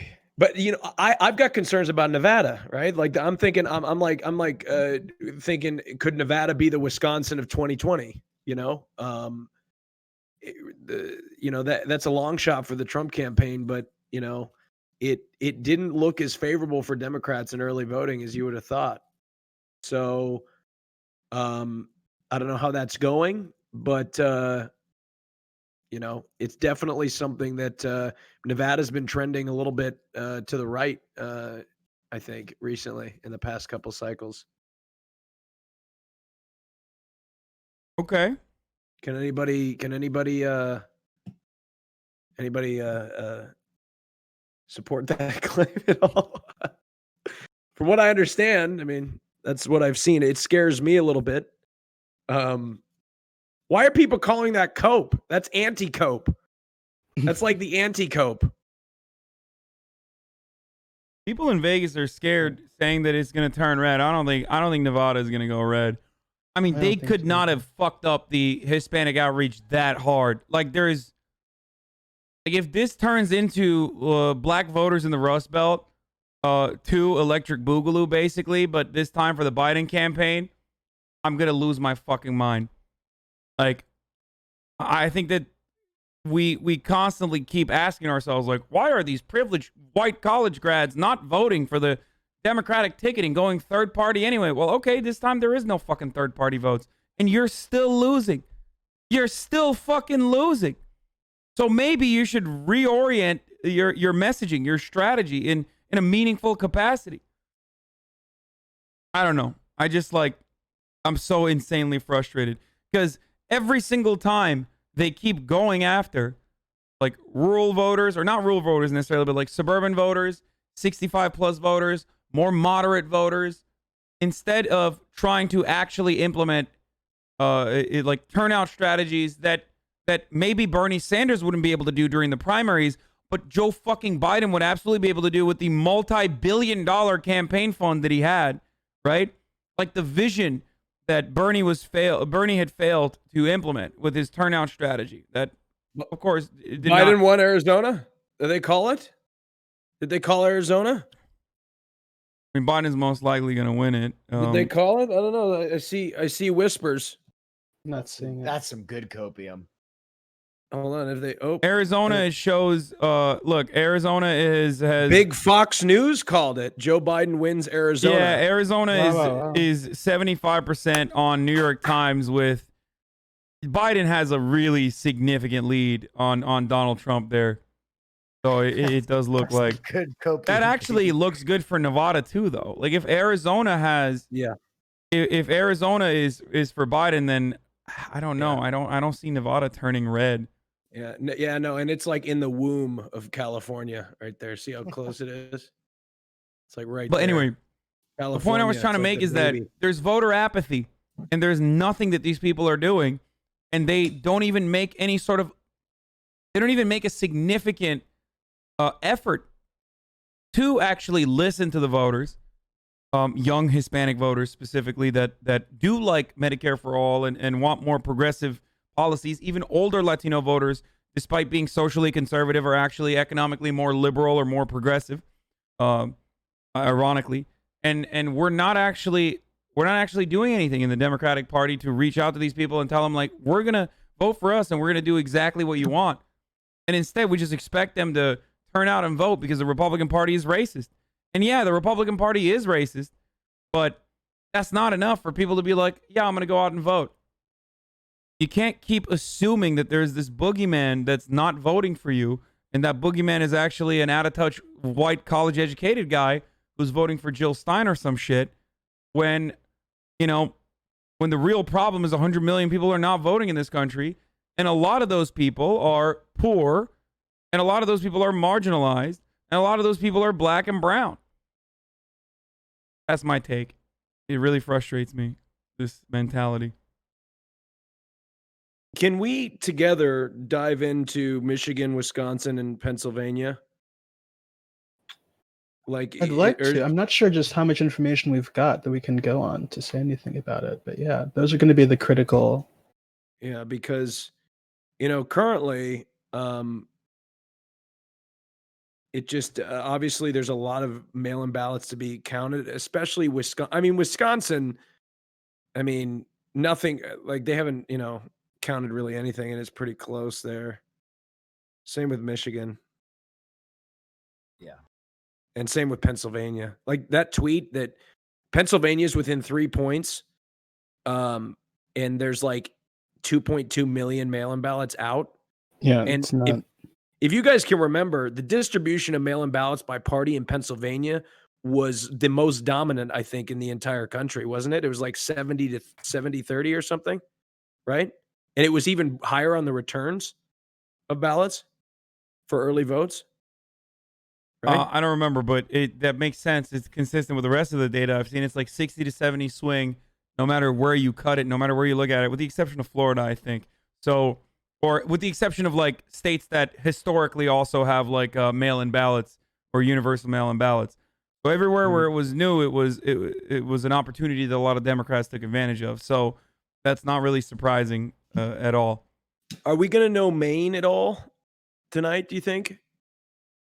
Well, you mean Maine 2? Like, what do you mean Maine? Well, yeah, Maine 2. Whatever is happening. It says 43% is reporting. I said that Maine 2 is going to go to Donald Trump. And the reason why I think Maine 2 is going to go to Donald Trump is because Donald Trump is the king at finding little personal issues that pertain to that specific location and actually doing something that most presidents wouldn't even fucking do. And in Maine, too, it's lobster fishing.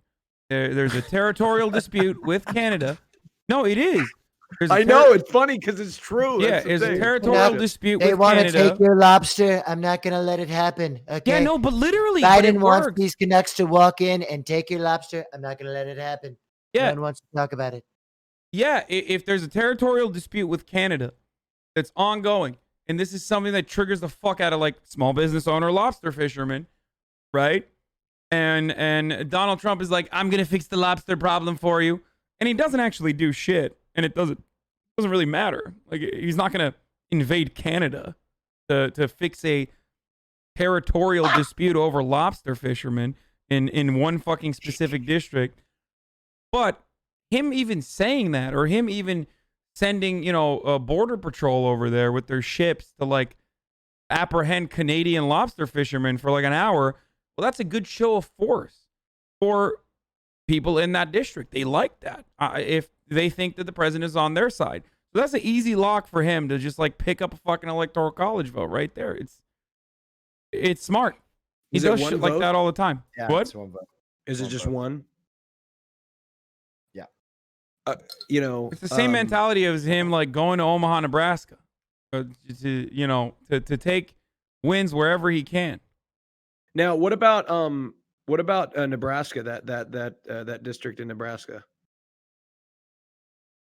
Let's take a look. I'm not entirely sure what's going on there. Fox News is ahead of everyone else tonight, but Fox News is showing it as what? Donald Trump winning it and then potentially Joe Biden winning Omaha? I don't know.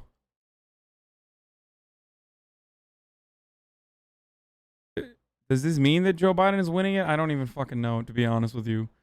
I thought that Trump might pick up the Omaha vote as well. But No, he's not.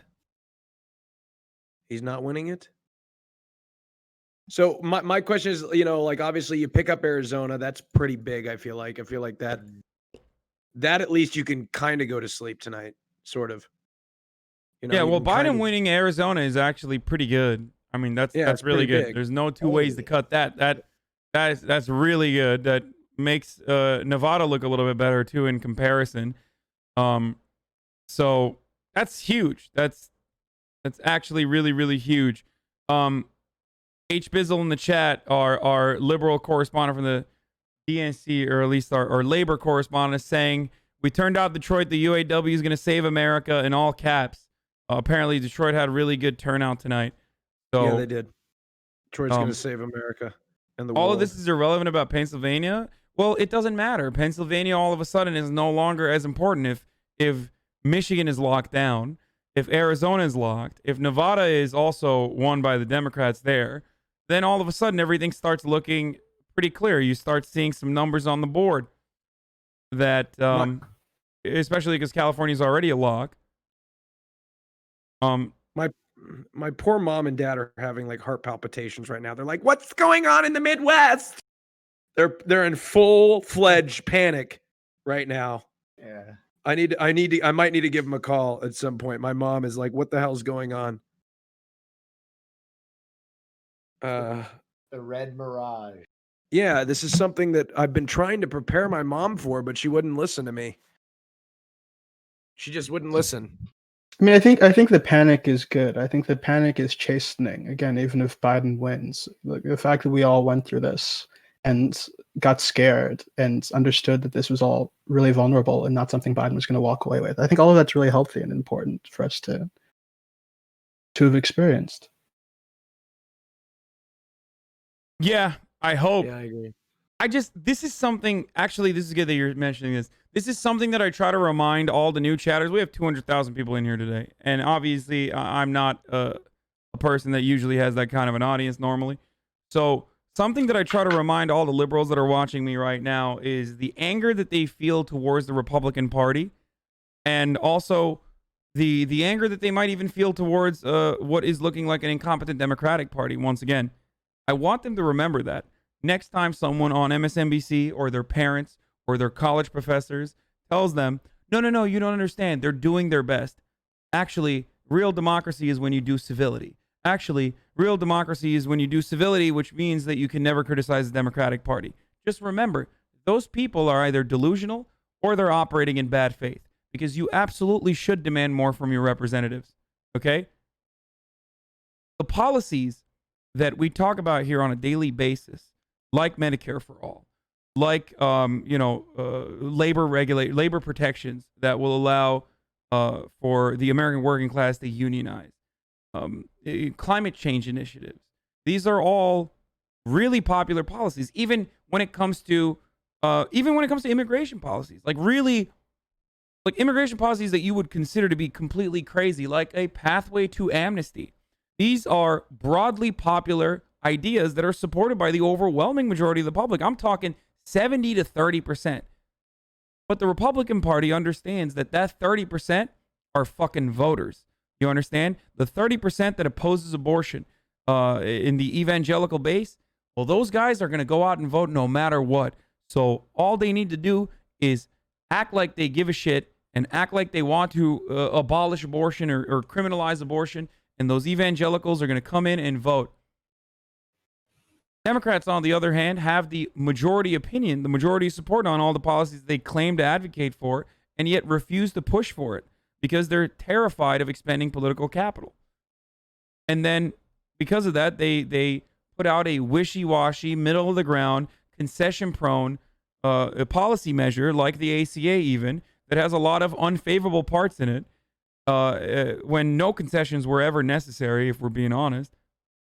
And then we end up with a lot of confusion. We need to be united on the messaging front, and we need to be less afraid to push for progressive, bold legislative change. That's my take. I agree.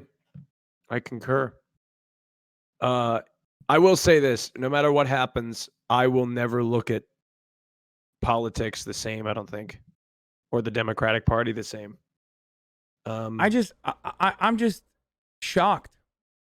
If I do say so myself, I'm just shocked, Osita, that John Kasich is not a big turnout driver. I mean, this is wild.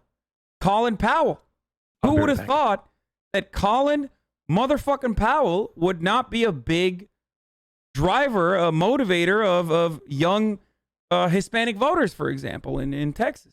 It's shocking to me that the Democratic Party doesn't do their very best to do that, to bring these people out to vote in the same way that they try to win over those suburban voters. Shocked. Yeah, really, really surprising that didn't work out. I mean, I think one thing that's important to understand, though, is like, in a way, the strategy that they'd set out to win over some moderates and win over some of those Trump voters or whatever, and like people who are like ex-Republican suburbanites, that is kind of working, but it's come at the cost of these other demographic groups like Latinos. Part of what they wanted to do seems to have been accomplished in some places, but it's clearly not enough to be running away with this thing, right? And it still leaves them vulnerable to the point where we're going to have to wait on tenterhooks to see where they've actually won. But yeah, like Colin Powell was not the transformative figure that they needed to put out there if they wanted to really come away with this thing in a landslide. I think people were looking for something deeper and more meaningful. This was a really, I've heard people the last couple of weeks with the polls being as good as they looked saying, oh, well, you criticized Joe Biden for like being in this basement and not really saying anything, but the fact that he was a good guy. Well, obviously this is a genius campaign. He's ahead by 10 points. Yes. He's going to win Texas. He's going to win Georgia. And you were just all stupid for criticizing Joe Biden. Like that's clearly the campaign was not all that, right? And you're going to need to go back and sort of retool and fundamentally reconceive what they were up to here. Yeah, I don't know. I just don't know that there's that much more to say about all this. But this is even if he wins, it's kind of a flop, and it's one that I hope the left can take advantage of. I think you're right to say that we should probably expect them to to clamp down and say, well, actually, the solution is being more moderate and whatever. But my hope comes from the fact that I think it's actually pretty hard to be more moderate than Joe Biden was during this campaign. And it's going to be hard, especially given the fact that he's going to come in there and he's going to be asked to deal with this coronavirus situation in a big way, right? That's something that's going to incline policy, you would hope, in a more progressive direction, just as a fact of the situation we're in. So, I think that the left has an opportunity here, with the weakness of the result, to really come in and try to seize the narrative and place themselves at the center of things. Who knows if they succeed? I know the Democrats are going to fight against it, but that's certainly what we have to try to do, because this result is not acceptable, even if he wins. Like, the fact that it was this close and not something he ran away with, as we were told to expect. Yeah. By the way, not to be the bearer of bad news, but this is the "I told you so" portion of the broadcast. But Joni Ernst is now narrowly leading in Iowa. Collins is leading in Maine, and I think Collins has a pretty solid lead, and with only about half the votes counted in Maine. And Tillis is leading narrowly in North Carolina, and the Senate Republicans are now probably feeling pretty good. It does look great for the Senate Republicans, the evil dipshits over there. That, in my opinion, is overall worse than the offense that the Democrats commit by putting up someone like Joe Biden. Losing the fucking Senate after all of this, even if Biden wins, I mean, that is so fucking bad.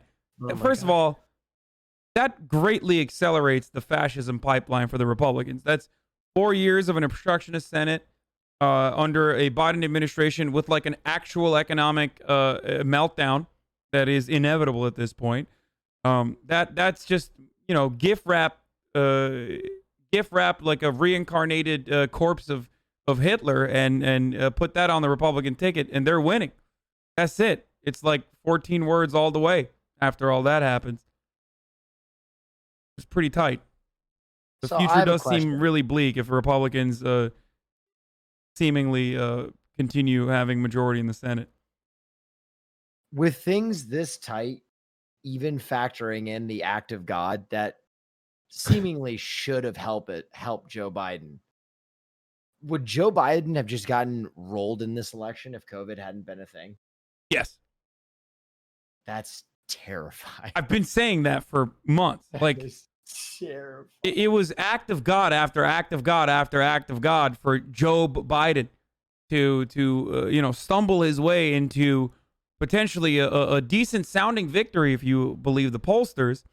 And yet, for some reason, it doesn't seem to be a massive wipeout where Dems are just wiping the whole table with blue state after blue state after blue state.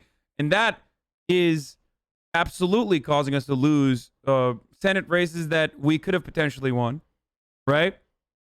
And that is a huge problem. That is a huge fucking problem, because this was a gift. This was gift wrapped to the Democrats, and they still seemingly fumbled the bag. Even if they win, they still fumbled the bag a little bit. This is disturbing to me. This is completely off topic. Sorry, I'm kind of just reading. But it's so disturbing how we were told over and over again about what was going to happen in Michigan, Pennsylvania, and Wisconsin as it pertains to mail-in ballots and the red mirage or whatever that you were going to see. And still people are in pieces. I called my mom and she was drunk as a skunk, slurring her words. What the fuck's going on in Wisconsin?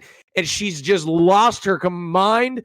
And everybody is freaking out. I think everybody's just got to take a deep breath for just a second and realize that there's a lot out there that we still haven't been counted, and a lot that would lead us to believe that favor Democrats, right? So I think everybody's just got to relax for a second, take the victory in Arizona and feel good about it to some degree. But also have some faith that good things are coming in the Rust Belt. God. Yeah. Oh no. Listen. Red Mirage is true. I was talking about a post-Biden victory where we don't win the Senate. No, I wasn't talking about what you were saying. So for people don't misunderstand me, everybody. I'm not saying Joe Biden lost the presidency. I'm saying Joe Biden won the presidency, but he won it in an otherwise marginal victory that should not have been marginal, or at the very least, what every fucking professional kept saying was not going to be marginal. People, like I said, were fantasized by 400 votes. Okay, so that is there is a huge miscommunication somewhere. Either the pollsters don't understand what the fuck's going on the ground, or the Democratic Party, no matter what, is not doing a good enough job with their outreach. And I think that failure of the Democrats is leading to this potential defeat in the Senate elections process to begin with, and that's going to be worse off for the Biden administration if they don't maintain a majority in the Senate. So we still lose even if we win, is what I was trying to say. I gotcha. No, I think you're right. I wasn't talking about that. I was just reading Twitter and like the panic, like the panic that is,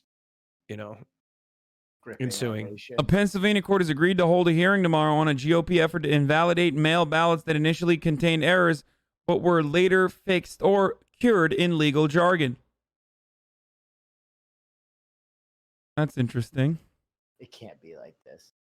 It can't be like this. Are they getting fucking Roger Stone out of jail? For Christ, dude. Brooks Brothers riots part 2. Let's go. Well, Roger Stone isn't even in jail. I don't think. Yeah. Is he out? I thought he got in trouble. I thought he got fucking jailed. In Trumbull County, Ohio, which Obama won in 2012 and Trump won in 2016, Trump is outperforming his 2016 numbers. There is, from what I understand, the Western Pennsylvania, Ohio region is just crimson red, dude. It is, from everything I've seen so far tonight, like that area is just, holy shit. That is, like, that's causing irreparable damage to the Democratic Party's chances in the future. Like, the redder that district, the redder that region goes, the harder it gets to ever turn Ohio, or the harder it ever gets to even, I mean, I guess Pennsylvania is different overall. Pennsylvania has many different areas with different interests, but it's wild that this is like, these are like old Union Guard areas that are now just some of the most reactionary parts of the country. Fly, Eagles, fly. I'm from Mahoning County, Ohio, and it was always a Dem stranglehold or stronghold. Trump wins twice now.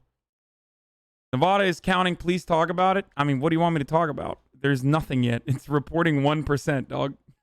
This is the funniest part of like covering elections live, when you have an audience that can make demands of you, is that like, they're like, dude, come on. What's going on in Nevada? I don't know, man.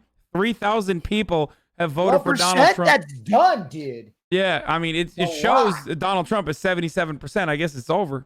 Fucking over, man. Call it. What are we waiting for? Chat, I don't think Georgia will be called. It's reporting 75%, but there's a bunch of votes that I don't know if they're going to be able to call until like Friday, they're saying. Now, they could still call it if the Trump lead is so significant that those 100,000 votes even are negligible, even if all of them, or at least according to that county, adjusted to the Democratic Party percentage, they could still call Georgia. But that is, of course, worst case scenario. But I believe Georgia stopped counting already? Okay, never mind. But the Georgia Senate races were going to go to runoff regardless, so that's not even, that shouldn't upset you. Like, the most realistic outcome there was that both the Georgia races were going to go to runoff. Right, Osita? I think that was the expectation, certainly for the one with Loeffler and Warnock. Yeah, we're going to be waiting on the Senate for a while, just like with the president, with Biden. I don't know. It's just everything's trickling in very slowly. Honestly, if you went to bed right now and woke up at like 9, 10 a.m., you'd probably have a better idea of where things are than any of us are going to, freaking out and stressing out.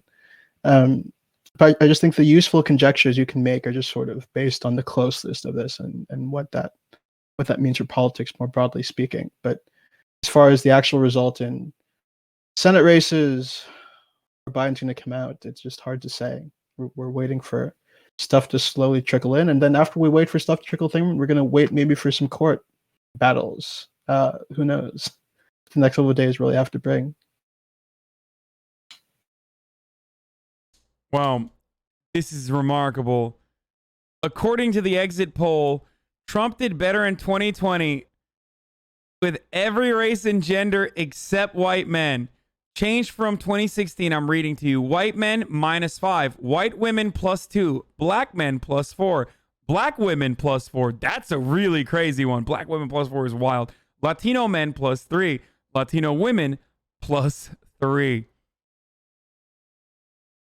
Let's go, white men! White men are back, baby. Yeah, white men, we're back! Woo! It's not our fault. It's not our fault. Yeah, it's seems like there is a lot that the Democratic Party needs to do about their outreach strategy or even the policies that they advocate for, and that referendum politics and their over reliance on marginalized communities coming out and turning out to vote for them, even when they're literally responsible for fucking poisoning them, like the Obama administration was, for not doing enough to in the Flint water crisis.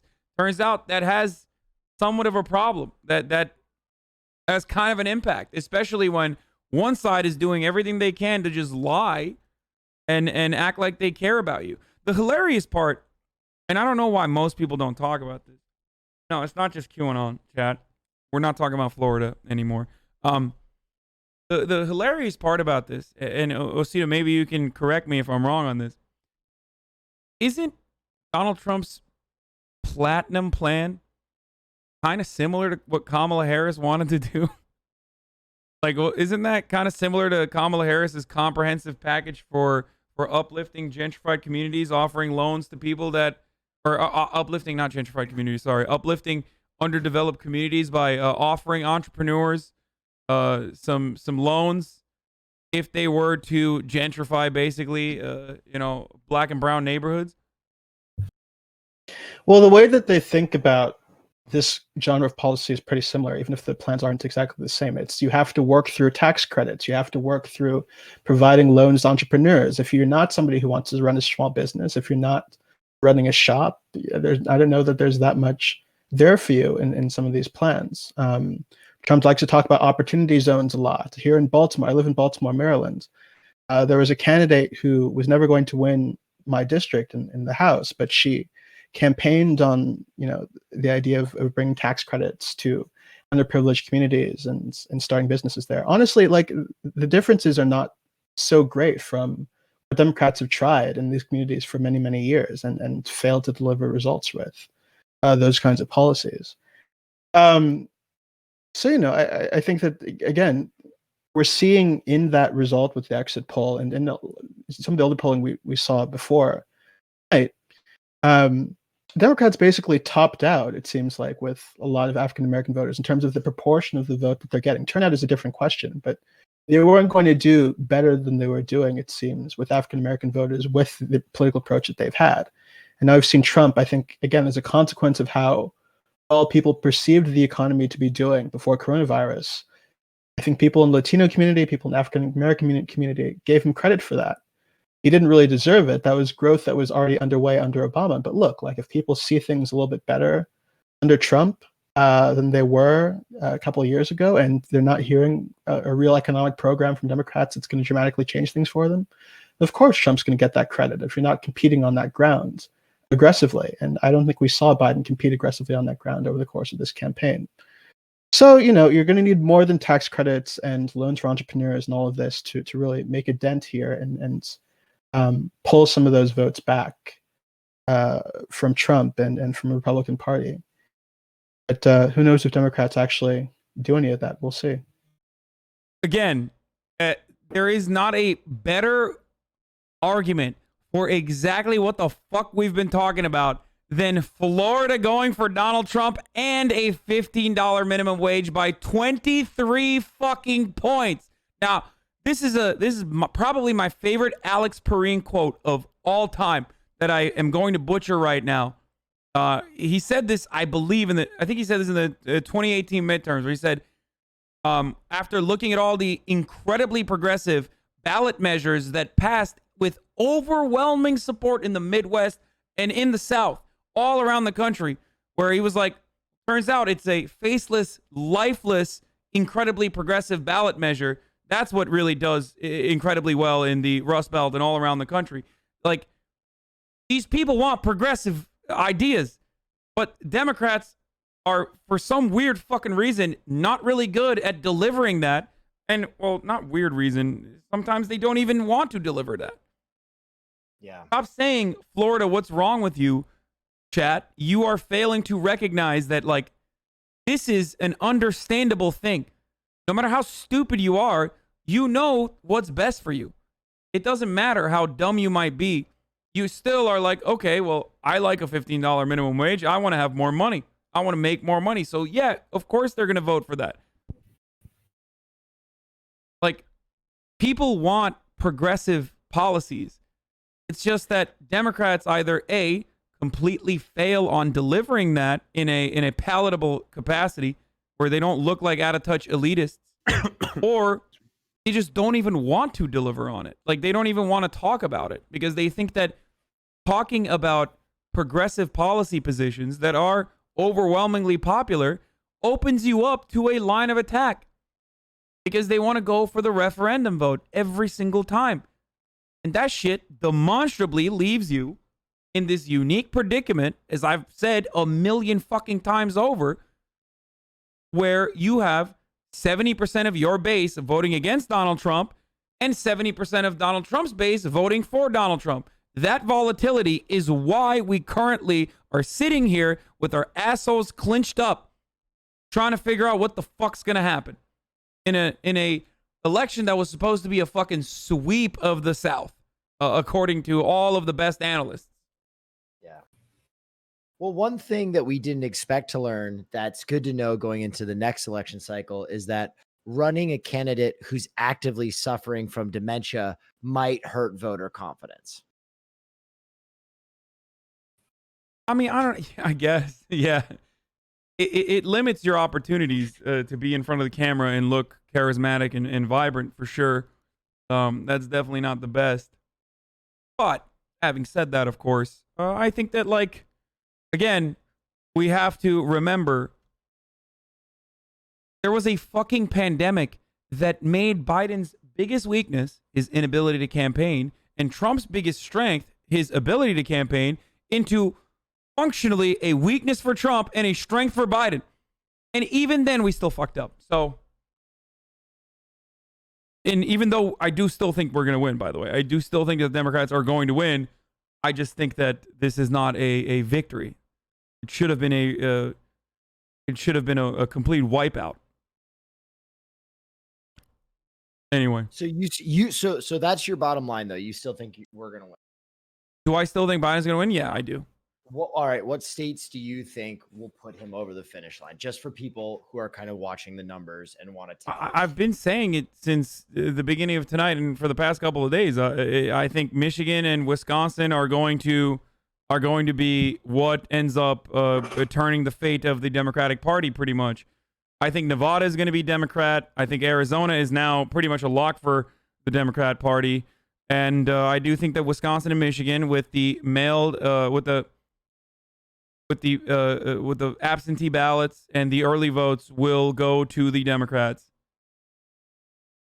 Nate Cohn agrees. I haven't lost hope on Pennsylvania. I almost feel better about Pennsylvania in some ways than Michigan and Wisconsin to some degree, because of how many outstanding ballots and how favorable those are for the Democrats.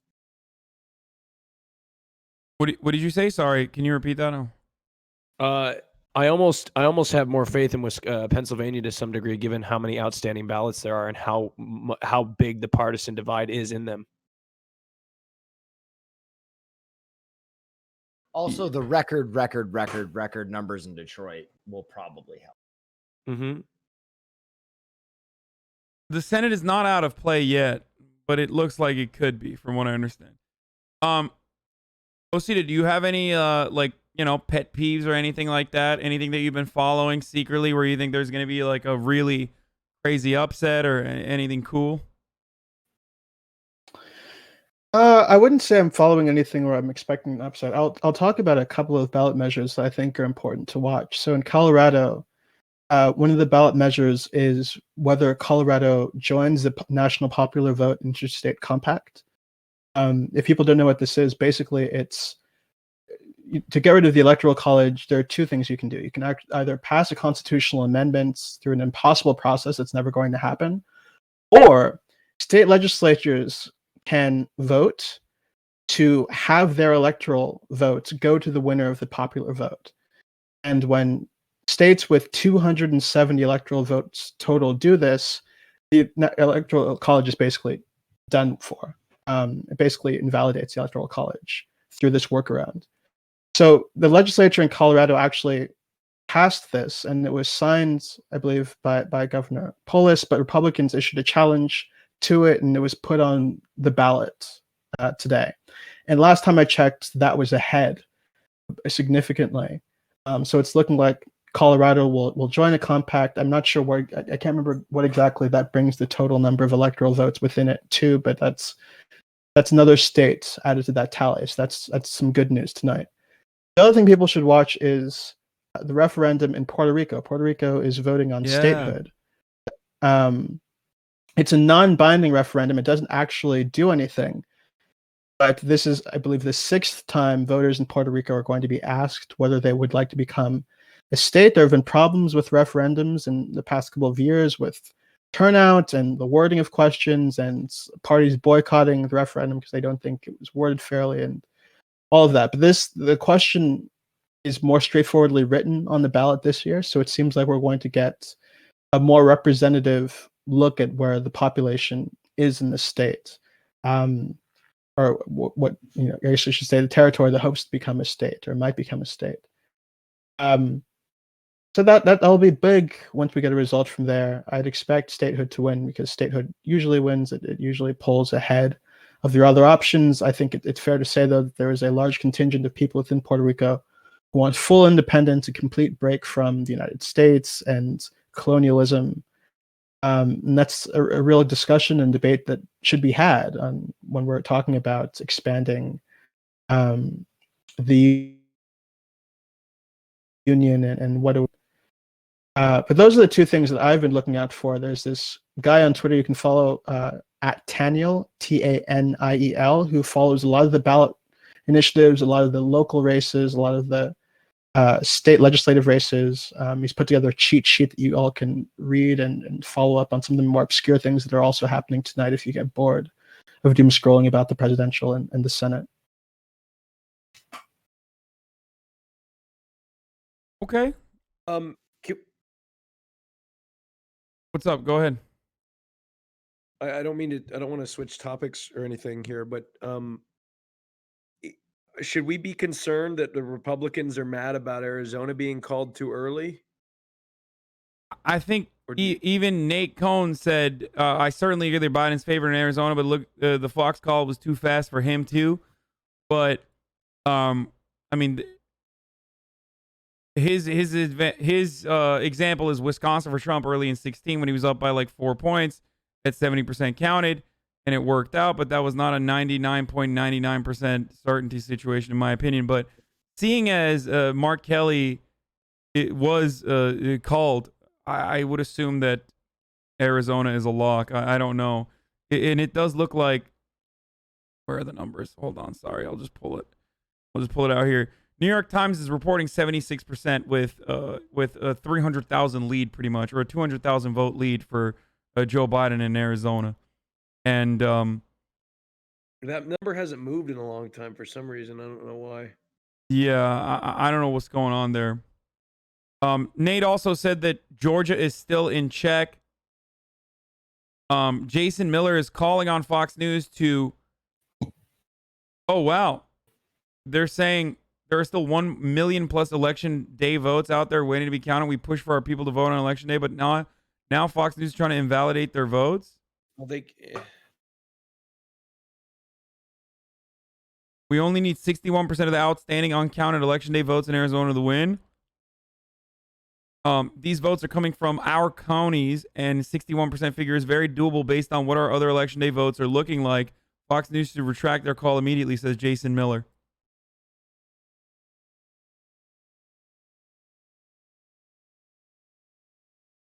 I mean, but he is a liar.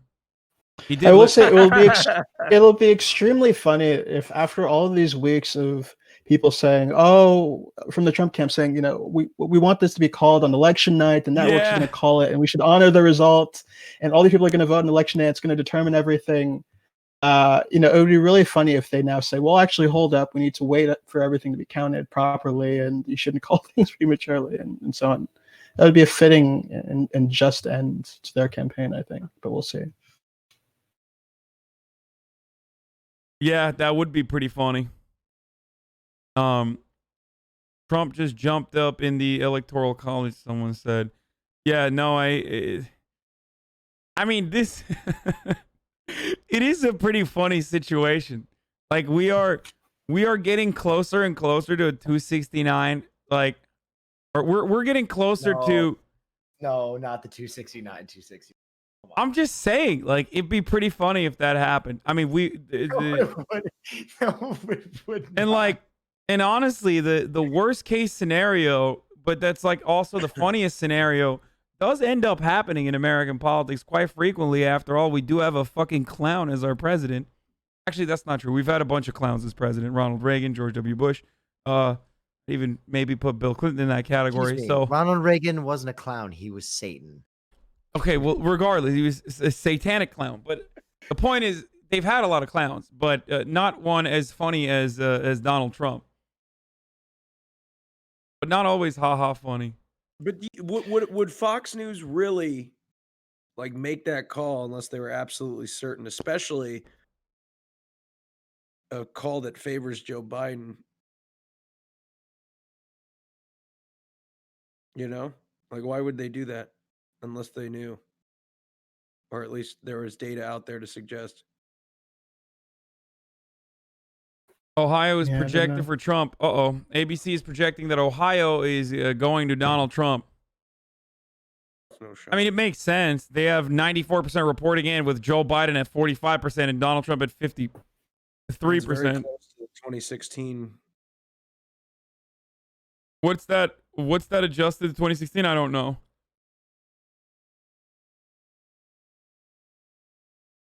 I mean, it's about the same. Kind of wild that the founding fathers, like, I mean, aside from like the whole, like, thinking that black people and women were property stuff, it is wild that they built an electoral college that was an even number, with like an even number of votes. Is that like, how the fuck do you do that? That's really like. There's no better indication that that's kind of a gross misstep. Like what?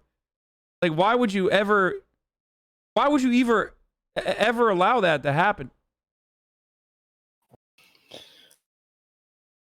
Not all the states were there. Regardless, the math should never work itself out to an even number is what I'm trying to say. Like no matter what happens.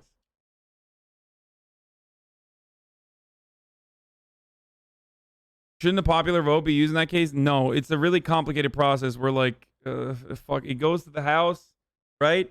And like, what happens is it goes to the House, and the House then votes to decide, but it's a vote by delegation, right? So even though Democrats control the House, I believe Republicans control the number of states. Like the Republicans have a majority of the states by like. The way it works out, Republicans would actually win the vote, basically, in short. Yeah. Because it's not actually just by individual vote in the House. It's very dumb. Like a mini electoral college within the process of tie breaking the Electoral College.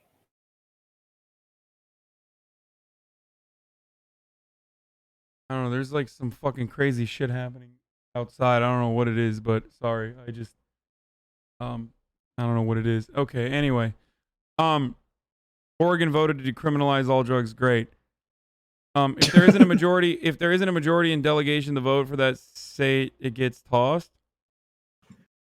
That person was saying it ought to go to a popular vote. Yeah, well, you know, ought is not exactly something that like smart ideas is not exactly something we see in the American government ever. People keep freaking out about Virginia. You guys need to stop asking questions about Virginia. Virginia is a lock. Like, yeah, you're crazy. Well, they already took the lead in Virginia. Like Virginia, Biden took it over. Like that's not Virginia's not like turning just because you saw like more votes being counted for Donald Trump so far does not change that reality. People are now saying that Georgia is potentially turning blue on the New York Times. Wait, what? Georgia is back to plus 0.4 for Biden here. the fuck? It's tilting to Biden according to the New York Times Needle. My God, that's Georgia's music, Georgia. And North Carolina's at 1.2, plus 1.2 for Trump still, but Georgia with 78% reported is back to favoring Biden. Did they just now factor in? Just an old sweet song as Georgia. That's actually pretty fucking crazy. I mean, that's meaningless though, because like, what are you gonna do? You're gonna tell the fucking Proud Boys like, if Donald Trump decides to say I won the election tonight, you know, by midnight, you think the Proud Boys are gonna be like, wait a minute, but the New York Times Needle says Georgia might actually go to Biden. Like, they don't give a shit. Like, they don't give a fuck. Oh, hold on, I'm sorry. Well, in you know, population dense counties, there was a water pipe that exploded, and Nate Cohn's Needle really fucked things up early on in the night, but.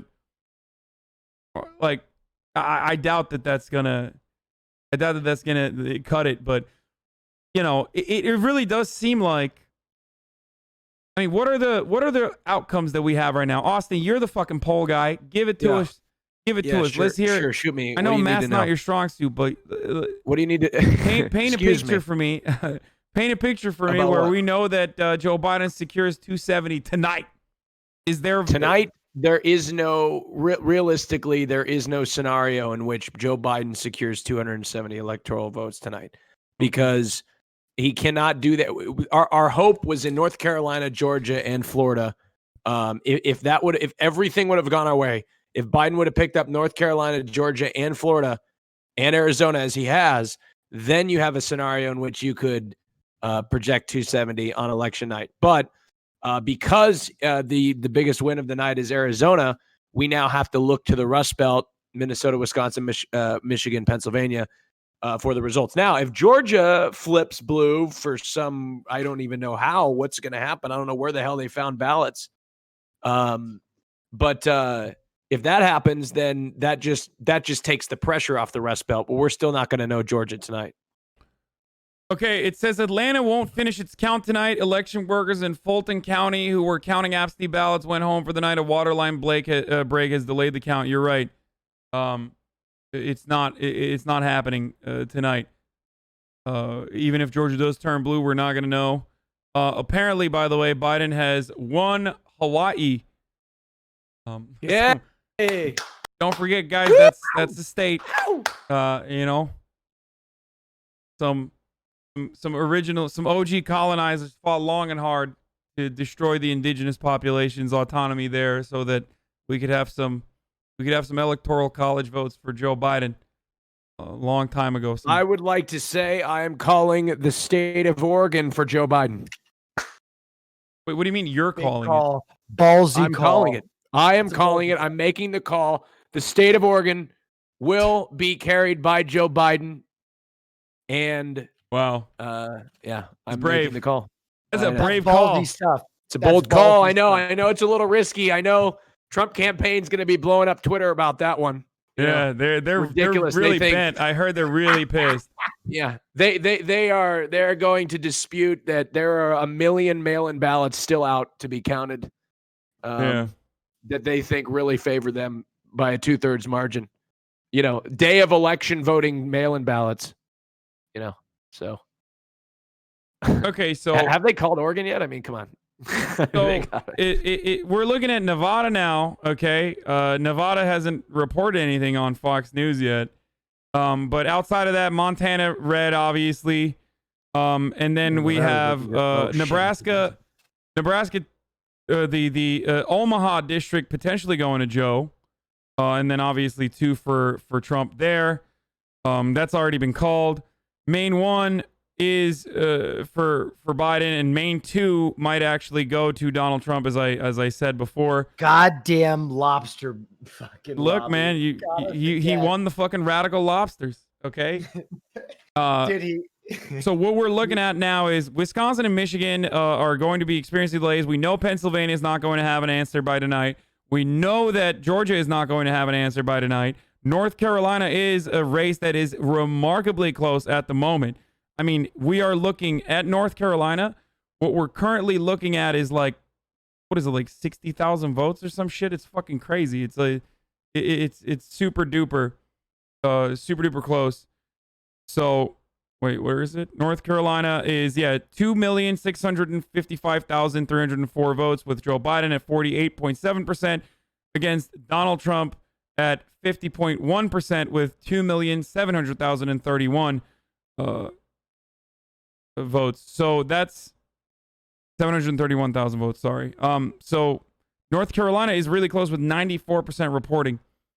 So that's actually pretty interesting. So we're not going to find out about Georgia, Michigan, and Wisconsin. Iowa is probably going. I mean, Iowa's going to go red. It looks like they haven't called it yet, but with 93% reporting, Iowa is Donald Trump has a 100,000 vote lead there with 52%. And Minnesota is not looking too close either, but Minnesota is most likely going to stay. Minnesota is going to be a Democrat. Is going to go to the Democratic Party. So it literally comes down to exactly what I said, which is Wisconsin, Michigan, Pennsylvania, and Georgia. It seems like. But now, my question I got to go pee while you guys talk, by the way. Sorry. Also, I got anybody to run has an any ad. insight on this, is that Ohio, I remember listening, if Ohio were, the margin in Ohio and Iowa were to be a little bit closer for Democrats. Oh, Iowa just got that's called. a- Iowa just got called Okay. for Donald Trump literally right as I was getting up to pee.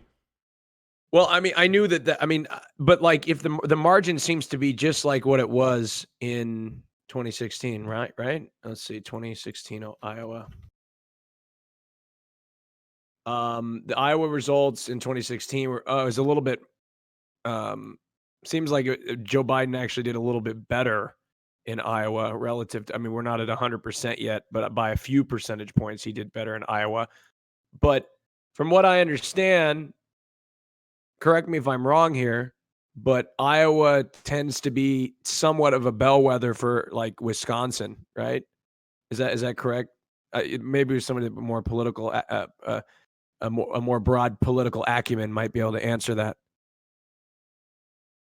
Not like let me correct that. Not like it's going to vote the same as Iowa, but what the results in Iowa could tell you something about Wisconsin, if that makes sense. Wisconsin will vote to the left of Iowa, but how Iowa votes can somewhat give you some insight into what's happening in Wisconsin. Hello? Is anybody? Sorry, Hello? I'm watching that tweet of Donald Trump dancing to YMCA. I am looking at Joni Ernst being called in the Iowa Senate race as well. I think on Twitter, which is not good for the Democratic What? Senate. Joni Ernst defeating Greenfield in Iowa, which, if that were the case, would probably mean Democrats haven't won or aren't going to win the Senate, most likely, which is not good. Wait, I missed it. What did you say about Iowa? Joni Ernst defeating Teresa Greenfield in Iowa, according to People, local news in the state, also along with Trump winning Iowa. What does that say to you about? I mean, what does that say to you about Wisconsin and Minnesota? I mean, it probably doesn't change anything in Minnesota, but I know that this is probably what Austin just asked, but I was peeing, so I didn't hear it.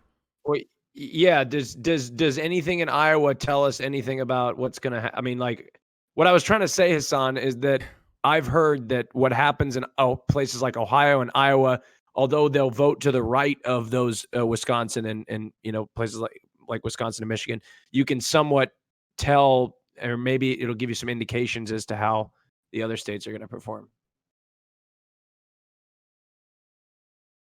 Biden will speak tonight at 12:30 a.m. Whoa, that is way past his bedtime. That's literally so past his bedtime that it's actually wakey time for him. I feel like. I hope he comes out in like the full-fledged old school pajamas. In the jammies? With, like like a nightgown. A nightgown. Okay, I'm so sorry. I'm gonna have to step in here. Would somebody fucking respond to my question? I don't know if Please, Iowa has any indication of what happens to Wisconsin. Would somebody? Austin. It's just a legitimate question that I've seen covered. Okay, I was will not. answer the fucking question. This is the third time. I don't know. Nobody I don't know. knows? That's why I repeated your question. Okay. I don't know the Nobody answer. knows. That's why I'm asking the question as well. Okay. So nobody knows the fucking answer. I've asked it like 3 times. All right, I'm pissed.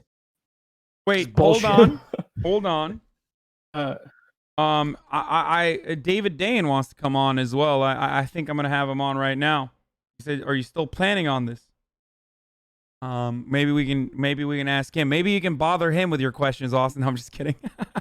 Hey, it's no, a it's great totally fucking normal. question. No, it's fine. People think because I'm new into politics that my questions are stupid. But when you look, it's like Trump. It was a good question. I just didn't have an answer. Oh, okay. Okay, hold on one second. All right, so I'm gonna pull David in here as well. 1 second of the American Prospect. All right, turned off the camera real quick. You guys you can still talk. People can hear you. They just won't see you for a brief moment while I bring people in. Oh, okay. Osita, do you need to leave? Yeah, I'm gonna need to peace out. I mean, I'm gonna be up until probably like 6 a.m. whatever. So if you guys are still around in a couple of hours, I might come back, but I need to be on call to write something if they ask me to in the next couple of hours. So yeah, I'll be up for the next 3 days. No, I said it before, but I'll remain live for as long as I can. Oh, apparently they called Minnesota. Yeah. Go Vikings, let's win this game. Go Vikings. Goal. Okay, David did not come on the call yet, but okay, Osita. Well, whenever you want to dip out, no pressure. Do you want to leave right now? Yeah, I'll dip out now, but we'll see if I can come back a little bit later on. Okay, well, we'll be in this call, so if you want to join back in, just hit me up on Twitter or just pop in. Who cares? Fuck it. But Awesome. thank you so much for coming on. Where can people find you? Yeah, you can find me on Twitter. OSITA NWANEVU. It's my @. And they can read me at the New Republic, newrepublic.com. Okay, perfect. Thank you so much for coming on, Osita. Awesome. See you guys later. All Take right. care. Okay. All right. So do we have a chance? Because if we get the Senate to 50-50, right? Then, Nope. or like, Don't worry. then the if the Democrats win the White House, then they break the tie, right? If Democrats win the White House, they break the tie. Wait, what's going on, Raj? I missed you in or Austin? Your or fuck Austin. It says Raj. It says Raj under your camera. I'm locked out. I haven't been able to change my name in forever. Okay. Okay, wait. I'm gonna have to remove Osita from the group because his camera is still there. I don't know what happened there. All right. Anyway, okay. Where were we? Yeah, you still haven't changed your goddamn name. How about that? Not my freaking fault. Montana election results. Okay, I told David to come on. I think he's going to be coming on in a second. He said he is. Oh God, he's such a boomer. He said he's starting Discord. Yeah, he's cranking it up. Yeah. He's putting gasoline in his Discord, dude. Yeah, David Dane of the American Prospect, ladies and gentlemen. He's a brilliant columnist. He has a newsletter called Unsanitized, and he's very good. I've had him on before. We've discussed a bunch of different things. Hopefully, he'll be able to provide some clarity for all the questions that Austin has. Donald J. Trump has officially won Montana, ladies and gentlemen. Tom Malinowski, a Democrat, wins re-election in the New Jersey 7th Congressional District. Troy Nails, Republican, wins Texas 22nd Congressional District. And Donald Trump, as of 14 minutes ago, has officially won Ohio, as we already talked about. So those are the new updates on the election. All five people. It was actually really close in Montana. Jesus, for Montana, right? Is that 100% reported? Well, there's like 11 people in Montana in general, so sometimes it goes either way, you know. But it was supposed it wasn't even poll. People were sort of freaking out about polls when they were 7 points. It was a 7-point difference, but you know, that sort of speaks to the white men, right? A lot of white men in Montana. That shouts out to the white men for sure. What's up, David? You're gonna need to put your headphones on, by the way. Hey, how you doing? What's going on? Hey, David.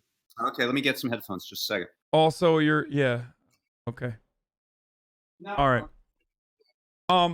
Anyway, as we were talking about, I already promoted, but yeah, David is David is a brilliant writer, the columnist. Hey. He's the executive director of the American Prospect, and he writes a newsletter called Unsanitized, and he will be also giving us some feedback here. But here's the really bad broadcaster question I ask every single guest that comes on. What has been shocking to you tonight, and you know, how do you feel about the race overall, David? Well, you know, there's still an outside shot that I predicted the order of votes absolutely correctly, which, you know, is shocking to me. It would take some inside straights, but it looks like Georgia is starting to trend the Dems' way, which I called. And, you know, you put that together with the Midwest and Arizona and potentially North Carolina. There's some blue areas of that out. I think what shocked me, or maybe not shocked, but to a degree that I didn't realize, was the damage, the inroads that Trump was making in the Latino community. I knew that he was doing pretty well, but particularly in some of these counties in the Rio Grande Valley in Texas, that was the difference between Texas potentially being, you know, basically tied, and the 6-point victory that Trump is getting right now. You know, it's really, you know, not something anyone would have had at the beginning of this, is that Trump wins or Biden wins because of seniors after losing Latinos and black men. I mean, that was by worse margins than Hillary Clinton.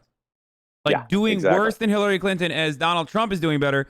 Actually, funny you should say that. There were some people who predicted that. There were some people who pointed that out, but those people were laughed at because they're not working at CNN. So that's besides the point, though. So what the fuck do those people know? They were called idiots routinely by their audience. Of course, I'm not referring to myself. I would never say that on my own broadcast. You know, I had to go over the numbers over and over again. Okay, well, yeah, I give up. It was me. That was me. I was the person who said that. Fuck you, chat. You guys always made fun of me. Guess what? I was right. Anyway, that's besides the point, though. One of the rare times that you and Fox News predicted the same thing. Yeah, that's true. Apparently, Fox News is retracting their call for Biden in Arizona. And also Joe Biden is going to be talking in a moment here. When that happens, though, I'm afraid we're going to have to break for that, and we're going to watch that all together, hopefully, and then we'll get back to our analysis. But the Georgia gap has been reduced to 7.3. New York Times says officially in the needle, changed the Georgia chances back to Biden, swinging back to Biden by 0.5 points, and the chances of Biden victory are now at 67%. So it's a lean Biden situation after the entire night showing that Donald Trump was most likely going to win Georgia. Now, the reason for that is, of course, a pipe burst in a densely populated area. Luckily, none of the ballots were impacted by it, but that has disrupted the vote count for sure. If we only really got an infrastructure week, none of this would have happened. This is true. It's absolutely correct. The infrastructure week that never came. Maybe Trump knew that this was going to happen. That's why he didn't want to do it. But yeah, so there are some upsets in the. Well, I guess they're only upsets if you look at exclusively what mainstream media predictions look like and polling numbers look like that were coming in predominantly from mainstream media, with the obvious caveat that they are horrible at polling Latino populations across the board. But beyond that, what do you think about what's going to happen in Wisconsin and also Michigan? This is the question I've been asking everyone else, as well. I mean, Ohio looked really good early, and then it pretty much moved to an equilibrium of where Trump was in 2016. So if you extrapolate that out, that calls for tight races in both those states. Just if you believe that the Midwest kind of moves together, I think you're probably looking at a narrower victory than the polls predicted there, but ultimately a victory in those two states. And of course, if Arizona, although it's now, I guess, in question, but if Arizona does indeed go to Biden, he doesn't need Pennsylvania. He could win simply with Arizona, Michigan, Wisconsin, and one of the single district in Nebraska or Maine. If he gets Nebraska 2 or Maine 2, that would be enough for 270 exactly. So the Arizona seat looms very large, and of course the Georgia seat, the Georgia elector looms incredibly large as well. The other thing I'm looking at is the Senate, and it looks likely that we know the Reverend Warnock Georgia special election against Kelly Loeffler, that's going to January to a special. Oh yeah, Biden is live right now. Oh, okay. Let's listen to that. All right. Does anyone have the link for it? Chat. Someone send me the. I have it. Well, if you're gonna send it to me over Twitter so I can click on it. It's in Discord. No. Send it to me over Twitter DMs because I can't click on Discord because you guys are on the broadcast. Damn, not a single person has the Biden link. Okay. Thank you, Coded. I'm looking for it. Wait, he's not. I can run into the TV room. I don't think he's speaking. Chat. I don't know why you said he's. Oh, sorry. I did it on the video. My bad. Okay, chat might have debated us a little bit. Okay, it doesn't seem like he is, or at least none of the broadcasts are covering it. None of the networks are covering it so far. It's a classic case of Twitch chat operating in a hive mind. Sorry about that, David. Go on. I apologize for cutting you off. There's a lot of 14-year-olds in here that are interested in politics. No problem. The Senate right now is what's interesting because if Biden ends up winning, but Mitch McConnell still controls the Senate, that's just a recipe for 4 years of gridlock. So, what does the Senate look like? So we know that Alabama is a pickup for the Republicans. We know that Arizona and Colorado are a pickup from the Democrats. Maine is probably not going to be decided for a while because they have ranked choice voting. But I think Sarah Gideon's probably going to win there. and that's a pickup for the Dems. So you need one other seat. then, Montana, maybe. and that's what it looks like to me. Yeah. That looks like the best bet right now is Steve Bullock in Montana. He's the governor.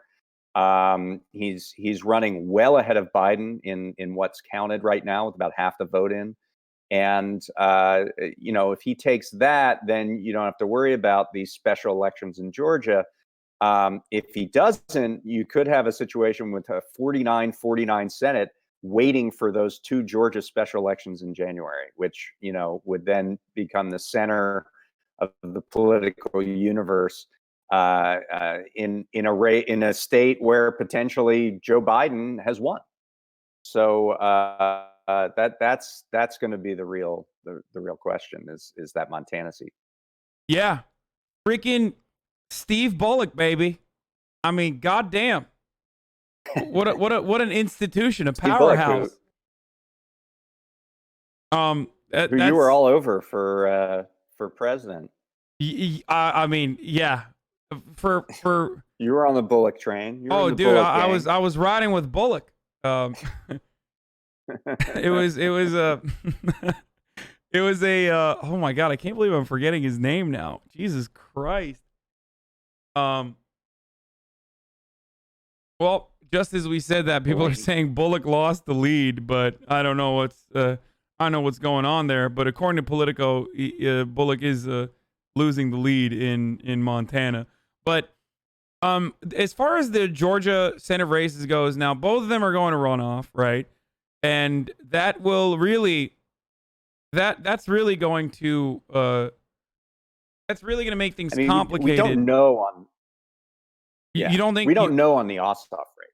Well, I guess with Ossoff, yeah, you're right. With Ossoff, it could be a little different. We don't quite know, but if the Biden race is likely to move in such a direction when that vote in Fulton County gets called, you assume that Ossoff is going to get a good portion of that as well, and that could push Perdue under 50. So there's a libertarian in the race that makes it hard for either side to get 50. So that's what we'll have to see. So I don't think that's over by a long shot. But the Senate, this is the crazy thing, is that the Senate convenes, the new Senate, on January 3rd. The special elections in Georgia are on January 5th. So what do you do with a 49-49 Senate? And there are important things that are decided on that first day of the Senate, like who the majority leader is, right? And all of these other things. So that becomes, fascinating for nerds like me. David, you know who wins or who decides? Civility. American Friendship. People. Bipartisanship. Comedy. Bipartisanship. I think that's I think that's who's going to win tonight. As a matter of fact, I mean, the type of voter that, the split ticket voter that votes for the president of one party and then says, I'm actually really smart. I want the Senate to provide a check and balance to the executive powers. That kind of voter, luckily, is going away. But it's my favorite kind of American. It's my favorite kind of voter because it's so brain dead. It's so stupid. It's remarkable that people have that idea, like, in their minds. But hey, what's up? I got some news. According to Twitter, latest. If you just go to the latest, I can't confirm this just yet. I'll be right back. I just want to make sure. Okay, well, Fox I'm News. retracting. I'm retracting. Fox News is not retracted. It's Arizona call. I was just gonna call that. Damn it! I couldn't find a tweet. You found it before me. No, I've been looking at it. I've been showing it on my screen. You have been? Oh my God! I really thought I was on to it. Fox News did not retract this Arizona call per a network source and the live broadcast as of 12:32 a.m. according to Michael M. Grinbaum, and he's a New York Times writer. So they doubled down, and CNN called it. Yes. No, CNN calling it is a random take that you read underneath the original verified source. So I gotta work on that. It's all good, Austin. It's fine. We were just he needs that copium, Hasan. No, we were just having fun. We were just messing around about split ticket voting and stuff. Anyway, anyway, but that's the kind of brain dead voter that I love, and that's like these people that think that the Senate is still the greatest deliberative body in the world or something, when it's very clearly not, and it's infested with the likes of Mitch McConnell style vultures and other horrible individuals or feckless cowards like Chuck Schumer. Well, it's man, great. The thing is, if this is the case, and the Senate is still in Mitch McConnell's hands, and Joe Biden has the presidency, we did an entire issue way back last year about everything that a president can do without legislation, and it's a lot of stuff. The president can cancel student debt without new legislation. He has that authority. The president can lower the price of prescription drugs by taking patents back away from these drug companies. There are numbers of things that a president can do under their own authority without legislation. And the Biden team, if they are fortunate enough to win, but they don't get the Senate, that's what they're going to have to think about. That's what they're going to have to do to make But do you think the actual Biden progress camp for the will actually American do people. that? If they do have a Senate majority, they will expend They're gonna some have political to, capital. because They're if going to have to do it. If they assume that Mitch and Joe are going to get in a room together and come up with bipartisan progress, they're kidding themselves, and they're going to destroy the Democratic Party. They're just take your pick of who's going to be the nominee in 2024 and who's going to win. You'll get crushed in the midterms. You have to make progress. You have to make tangible progress for people here. And they have the ability to do it under current laws, through laws that have already been passed. So they got to give it a shot. So here's the argument that I made to Osita when he said some similar things earlier before you came on.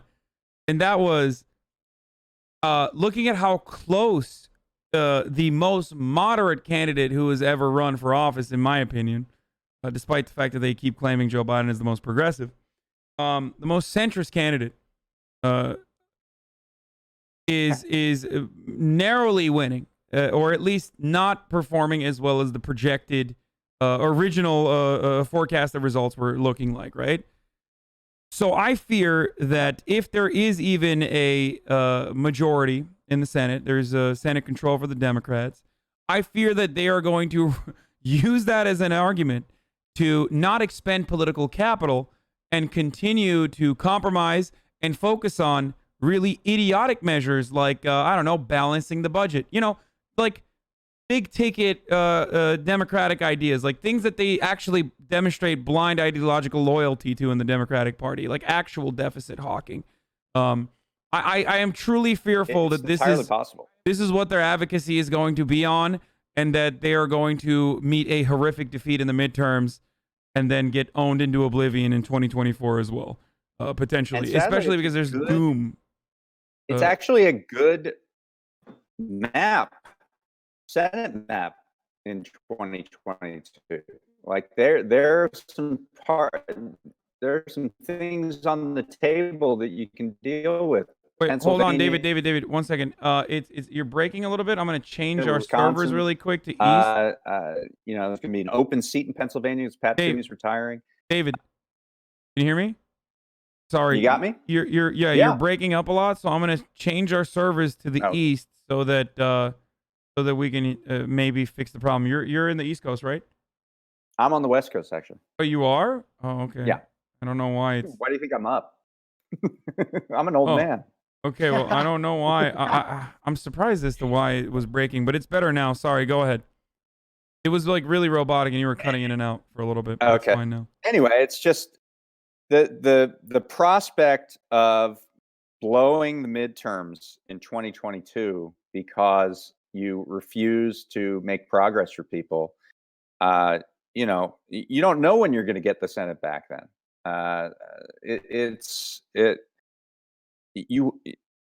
I feel like we have a roadmap now. If that's what happens now, Democrats could still get the Senate, but it's going to be razor thin. I mean, even if they get the Senate, they're not going to have more than 51 votes, right? And that brings Joe Manchin and Kyrsten Sinema and all the very conservative Democrats into play as the tipping point. on all these things, and you know, it probably means that the filibuster is still alive and well, which is a 60 vote threshold, and that portends getting nothing done in the Senate whatsoever. So, you know, you got to go to the administrative powers that a president has, the executive authority based on already passed congressional laws. What do you think about budget reconciliation? Actually, we'll talk about that in a second because Joe Biden is now live. So we're just gonna listen into that now. Let's play it. Oh, your patience is commendable. We knew this was going to go Riding long, Biden. but who knew we were going to go into maybe tomorrow morning, maybe even longer. But look, we feel good about where we are. We really do. I'm here to tell you tonight, we believe we're on track to win this election. It was delayed, so I'm. Oh, there it is. Now it's back. It's caught up. We knew because of the unprecedented early vote and the mail-in vote, it was going to take a while. We're going to have to be patient. Oh, do I have to hit play? Until the hard work of tallying votes is finished. And it ain't over till every vote is counted. Every ballot is counted.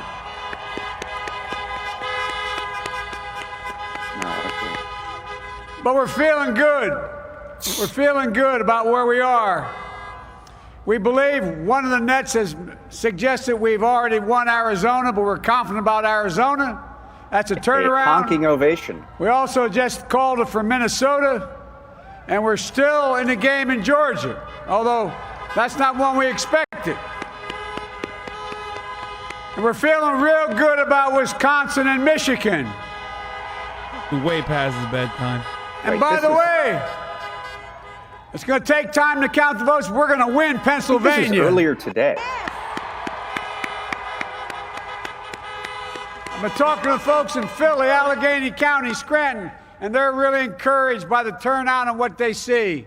Look, you know, we could know the results as early as tomorrow morning, but it may take a little longer. As I've said all along, it's not my place or Donald Trump's place to declare who's won this election. That's the decision of the American people. But I'm optimistic about this outcome. This is an I old want to thank speech, every guys. one of you who came This out is a speech from and this voted in morning. this election. And by the way, Chris Coons and the Democrats, congratulations here in Delaware. Pardon me? Hey, John, the Gov, yeah, the whole team, man. You've done a great job. I'm grateful to the poll workers, to our volunteers, our canvassers, everyone who participated in this democratic process. And I'm grateful to all of my supporters here in Delaware and all across the nation. Thank you, thank you, thank you. And folks, you heard me say it before. Good thing all the votes have been cast. Every time I walk out of my grandpa's house up in Scranton, he'd yell, Joey, keep the faith. And my grandma, when she was alive, yelled, no, Joey, spread it. Keep the faith, guys. We're going to win this. Thank you, thank you, thank you.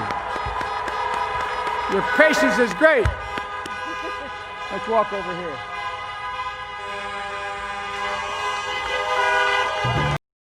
Okay. That was a very old man who is up way past his bedtime, doing his best. Okay, David, I can hear myself on your screen again. I don't know why. Or yeah, I think there's feedback coming in from your end. Oh, because the Twitch stream is live. Oh, there it is. It's gone. Okay. Is that better? Yeah, no. Yeah, no more feedback. We're good. So. Okay. Anyway, as I was saying, that's the old man way past his bedtime. And Donald Trump, instead of doing his speech, he did his classic tweet. Wait, is that from earlier? Oh no, it's just now. Donald Trump says, "We are up big, but they are trying to steal the election. We will never let them do it. Votes cannot be cast after the polls are closed." And he wrote polls like short for Polish. Yeah, like the Polish people. Yeah, the Polish people. Well, when the Polish people close the polling places, then you can't, you know. Yeah, it is. It's disgusting. What won't he do? So I can't believe nobody proofreads this shit before he just sends it out. I mean, dude, this is literally a battle between two geriatric men that are just keeping No it one wants together. to take his phone because it's covered in COVID. Well, he's on a biblical amount of drugs. Donald Trump is, of course. I mean, he's done a lot. Like, if we're gonna be honest, listen. He also just wrote, "I will make a statement tonight. A big win." Oh, really? Oh, he did say that. Just wrote Okay. that. Yeah. Oh, he's going to declare victory. Oh, Great. yeah, he's gonna. Oh, it's coming. Oh my God. Oh, it's coming, boys. Like this. It's coming, boys. Oh, Okay. Not the first time a Nazi has gone for the Polish. True. That is Okay, true. question Historically here. accurate. Now let's talk about the is there a nightmare scenario where they stop the count? I mean, is there a nightmare no? Okay. I mean, you know, Pennsylvania, Democratic Secretary of State, Wisconsin or Michigan, Democratic Secretary of State, Arizona, I believe it is a Democratic Secretary of State. What they're going to do is litigate it. I mean, it's not count's not going to be stopped by anybody but judges, and so that's where we're at. Yeah. This is the part of the this is the second part of the I told you so part of this broadcast where I said that this is where it was going to come. This is where it was going to come down to. But I don't know, David, you're more knowledgeable on this stuff. Like, is there a pathway for this to elevate all the way to the Supreme Court to like genuinely stop the counting? Now, the Florida 2000. I mean, we had Bush v. Gore. But that's not exactly a precedent, right? Because that's that was a recount, wasn't it? Yeah. I think it's pretty premature. Yes. I mean, we don't know what the final number is going to be in any of these states. We don't know if it's going to be within that range of a recount. We don't know if it's going to be close enough that what they're going to say is certain absentee ballots that got in beyond a certain time shouldn't be counted, or certain absentee ballots that were cured at the polls shouldn't be counted. They're gonna try to invalidate legally cast votes. That's different than Bush v. Gore. Bush v. Gore was about a recount and stopping a recount. This is going to be about votes that are already cast and them trying to reverse them, essentially, and to pull them off of the roster. So it's a different set of arguments. So far, we've seen good and bad there. We don't know if we're getting into the zone of a recount at all. I mean, there's no way to know that right now. So that's exactly the question I had. So sorry, Austin. Can I just really quickly butt in here? Okay, yeah, so that's a recount, and therefore, if it gets down to that, if the race is quick, I mean, not quick. Sorry, if the race is close, then that's fine. But what happens? Is there a legal, like, what kind of legal rhetoric could you even apply here to justify not counting any mail-in ballots? Now, the only thing I can think of is the Brett Kavanaugh decision in Wisconsin, if you recall, where in that language, in that decision, in the language, Brett Kavanaugh did make it seem like there was an arbitrary deadline for when votes should be counted for, not even like the postmark, but in his language when he says, flip the results of the night of, or whenever the election results are called, additional votes that are postmarked for election day that come in afterwards would flip the results of the election. Now, flipping in that circumstance is unique to use because those are still verifiable votes. And when you're making a decision on considering that absentee ballots are flipping the vote technically and not a part of the actual vote process, maybe that could be used to say, well, this decision is the reason why we're saying like absentee ballots that have not been counted yet should not be considered and should if they were to flip the results. you're talking about legally cast votes that the lawyers for the Trump campaign are going to try to invalidate for one reason or another. I've heard several things beyond like they got them in past the deadline. There's also a question of there's a thing called spoiled ballots, where if you didn't get your absentee ballot in time, you can go to the polls, or if you didn't fill out the ballot correctly, you didn't put the naked envelope in, that whole thing, you can go to the polls and fix it. And now they're challenging that you're allowed to fix it, even though you are allowed. So, I mean, there are a number of ways where they're going to try to shrink the universe of votes, and pick and choose. Going to try to throw out. I mean, we saw it in Texas, right, with Harris County, where they tried to get rid of the drive-through voting votes that were cast, 127,000 of them. This is now, but again, it's not clear whether we're going to be in a place where that can be determinative, right? I mean, we don't. It could be a 5-point race in Pennsylvania, and a 5-point race in Michigan and Wisconsin, and none of this matters. So we have to wait to see what the outcome, what the margin is. Although they're going to try to throw out as many votes so we don't get to see that margin. Yeah, but it's a matter of how successful they would be in doing so, and that's questionable, right? Correct. Yeah. I mean, there is a narrow pathway to victory here where even if Biden is winning Arizona, as he is slated to do, it seems like he's up by 200,000 votes there, and Fox News has already called it. But even if Biden wins Arizona and then doesn't win Georgia, as long as he still maintains, as long as he still wins Wisconsin and Michigan, then he could literally lose Pennsylvania and still etch out a really marginal victory. And of course, remember, chat, they are going to one say more electoral vote in that scenario. Yeah. So what you just outlined, the map you just outlined, well, Maine 2 is what he needs to get. He would need Maine 2 or Nebraska 2, and if he doesn't get either, this would be a 269 outcome. Which is what I think is going to happen, because that's the craziest shit that could happen. And it would probably happen because it's fucking crazy.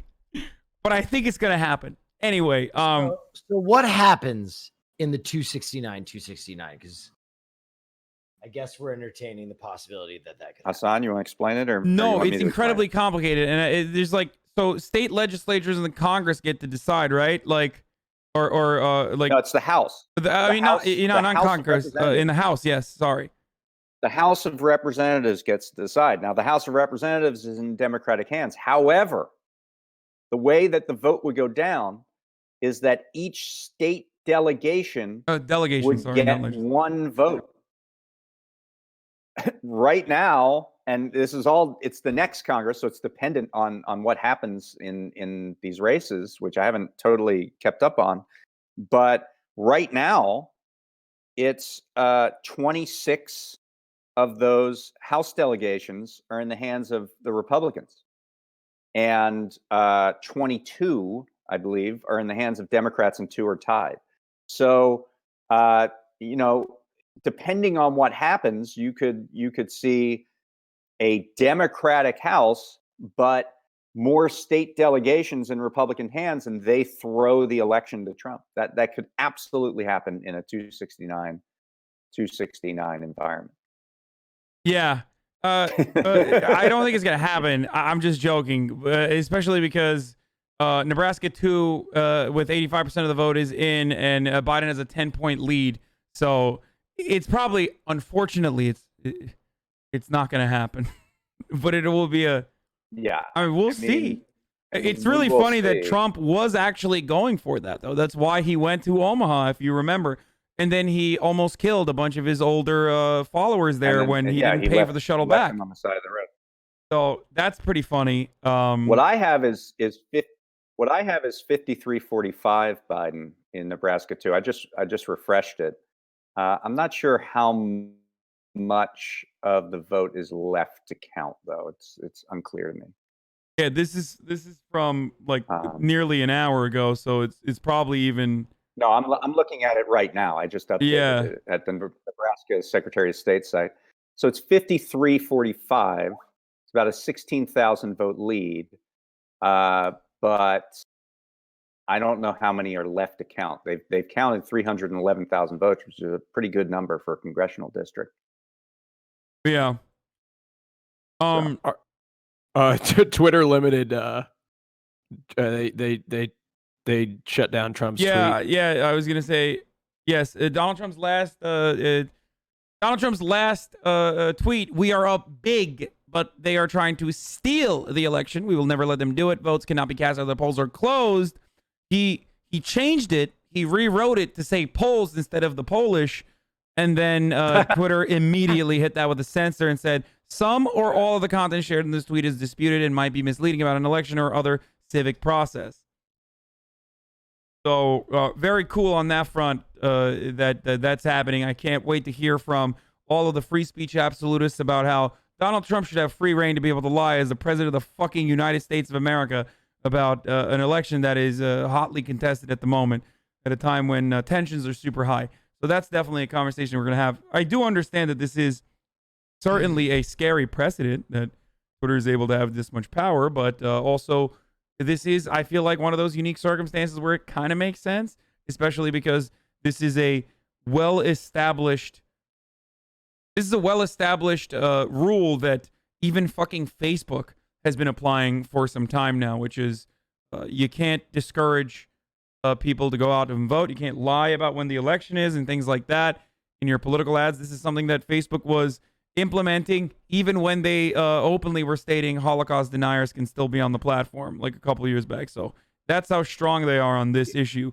So it does make sense. Go ahead. Sorry. Go ahead. What counties are left significantly in Georgia to be counted in the Atlanta metro area? Like, I'm looking here. Well, it's Fulton, right? I mean, it's Fulton. It's Fulton County. Fulton is because that's where the water pipe broke. Why is Fulton saying that it's estimated between 74.1 and 87.5% counted on decision desk? I don't know. Maybe it's because that's the number. The hundreds of thousands of votes in Fulton. They don't have an exact.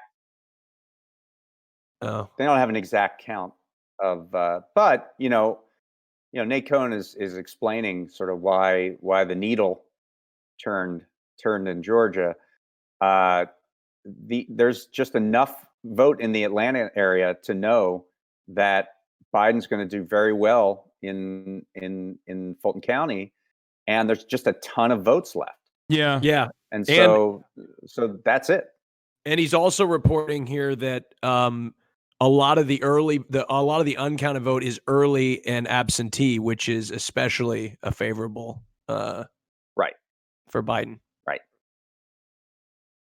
So yeah, we have it's uncorrelated from the North Carolina and Florida, which had their own trends, but the vote in Atlanta is qualitatively different than the vote it has been in the metro areas in North Carolina and Florida.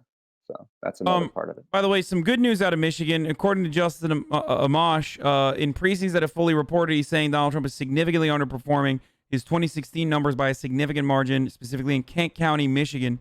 So that's good too. I mean, these were, like I said, these were locks. I mean, not locks, but these are definitely two states that I'm confident in, Wisconsin and Michigan, for as far as I've seen thus far. It also tracks with the rest of Biden's success story all around the country with white voters. Biden has done better with white voters overall, with older voters overall, and these are not states that Donald Trump is going to be able to win if some of those older voters turn to Biden. If Biden wins Georgia, though, you got to recalibrate some of those takes a little bit, although it will be in part because of suburban white voters in Cobb County and Gwinnett County and in the metro area of Atlanta. But, it's probably going to be because of a very big black vote and probably an older black vote in Atlanta proper. And, that we're going to have to rethink that it's not just a switcheroo where older and suburban white voters were switched for Latino voters, it could be a situation where black voters in Georgia really save his hide. We just don't know yet. Yeah. Also, by the way, this is sorry, this is stream related, but ladies and gentlemen, it's the top of the hour, so you already know what it is. A 60-second ad break is coming to you right now. If you are subscribed with your Twitch Prime, where you connect your Amazon Prime account to your Twitch Prime account, you can continue watching the broadcast uninterrupted, or you can subscribe with a tier 1 sub. Be sure to follow as well, by the way. That one is free, and so are Twitch Primes for that matter. But here's a 60-second ad break. And by the way, David, we can keep talking. I just have to do this. It's a contractual obligation. But people are still watching. The subscribers are still watching. So it's 0.2 in GA now. Yeah, older black voters are most likely going to save Joe Biden's hide there in Atlanta. Important factor in Atlanta, according to Nate Cohn, who just posted this, by the way, in Georgia, sorry. A lot of the remaining vote in Atlanta area is actually early and absentee, which is especially good for Biden, a reversal of what we've been doing most everywhere else. A lot of places did count their early and absentee ballots ahead of time or day of, immediately. And as a matter of fact, the places that we are having a hard time of finding out the results of, like Pennsylvania, are the ones that aren't doing that for some weird fucking reason. I don't know why, but whatever. Well, it's because of the legislature. The Democrats wanted to change under the rules of Pennsylvania, Michigan, and I believe Wisconsin. They cannot start counting those absentee ballots that they got in until election day is over. And Democrats tried to get that to change so that they could be in a position like Florida and North Carolina that counts it all in advance. And the Republican legislature said, no, we're not going to let you do that. So that's the entire reason why we don't know right now what's going on in those 3 states. Yeah. A great system that we have, I think, all across the board. It's a hell of a thing. I love but American hey, individualism. You can have mushrooms in Oregon, at least. Yeah, that's true. I love federalism. I love American individualism. These are all values that I really think are doing us right. You know, it's great. Wait, what? Michigan called? What do you mean Michigan is called? No, it's not. Well, Michigan seems to be doing well, that's not possible right now. Oh no, I think someone meant Minnesota. I believe Minnesota has been called for Joe Biden. Minnesota's been called for Biden. That's important. There were 3 states that Trump said he was looking into sending his lawyers to, or the Trump campaign said that in maybe it was in they intimated it in something. It was Michigan or Minnesota, Pennsylvania, and Nevada. And so if Minnesota's off the table at this point, to not close enough to cheat, that's important. It doesn't seem like they can even do a recount. There's a 300,000 vote. There's a 300,000 lead that Biden currently has with 90% reporting. It's not. There's no recount. It was called, New York Times. You can't do that. Where are we in Nevada right now? What's the standing in Nevada? Nevada is reporting only 3% of the votes, with Donald Trump currently winning with 31,000 votes, but it's just 3% of the votes, so that's meaningless. As far as Nevada goes, here is another area, as I mentioned earlier, with Hispanic turnout potentially either making or breaking the state. Now, this is a weak area for the Biden camp, as we've talked about already, but I do think that Nevada is still going to be blue, even though the last couple of days were very interesting, where maybe Biden shouldn't be so comfortable in Nevada was kind of what people were starting to say. Clinton won it, of course, only by 2.4%, but Biden's polling average was at 5.3%, and it is a state that went for Hillary Clinton, but is expected to be close, of course. And they have an all-male system, and that's part of the reason why I think there's a little bit of issue there, because they moved to an all-male system, And while that opens up an opportunity for a lot of people to vote early in person, that also creates this new issue with slow voter counts. But we'll see what happens. I think that if there is like an aggressive lead in Nevada, it's a pretty solid lock for Biden. But I don't expect that to turn around unless, like, again, the Goya bean like clear pandering moment from Donald Trump was so successful for some of the Latino voters, but I don't think it will be. So we'll see what. Oh my God! You know why Nevada might actually fucking go to Republicans? Because every time I say Nevada, there are at least 10,000 individuals from the fucking You're saying state. it wrong. You're saying it wrong. I know I'm saying it wrong. I don't care. Nevada. Okay? I don't care. I do not care. See, this is chat. why liberals lose. What you're doing right now. Yeah, I'm this a is why bi-coastal liberals elite. lose. You have a contempt. You have a contempt for the great state of Nevada. Yeah, Nevada.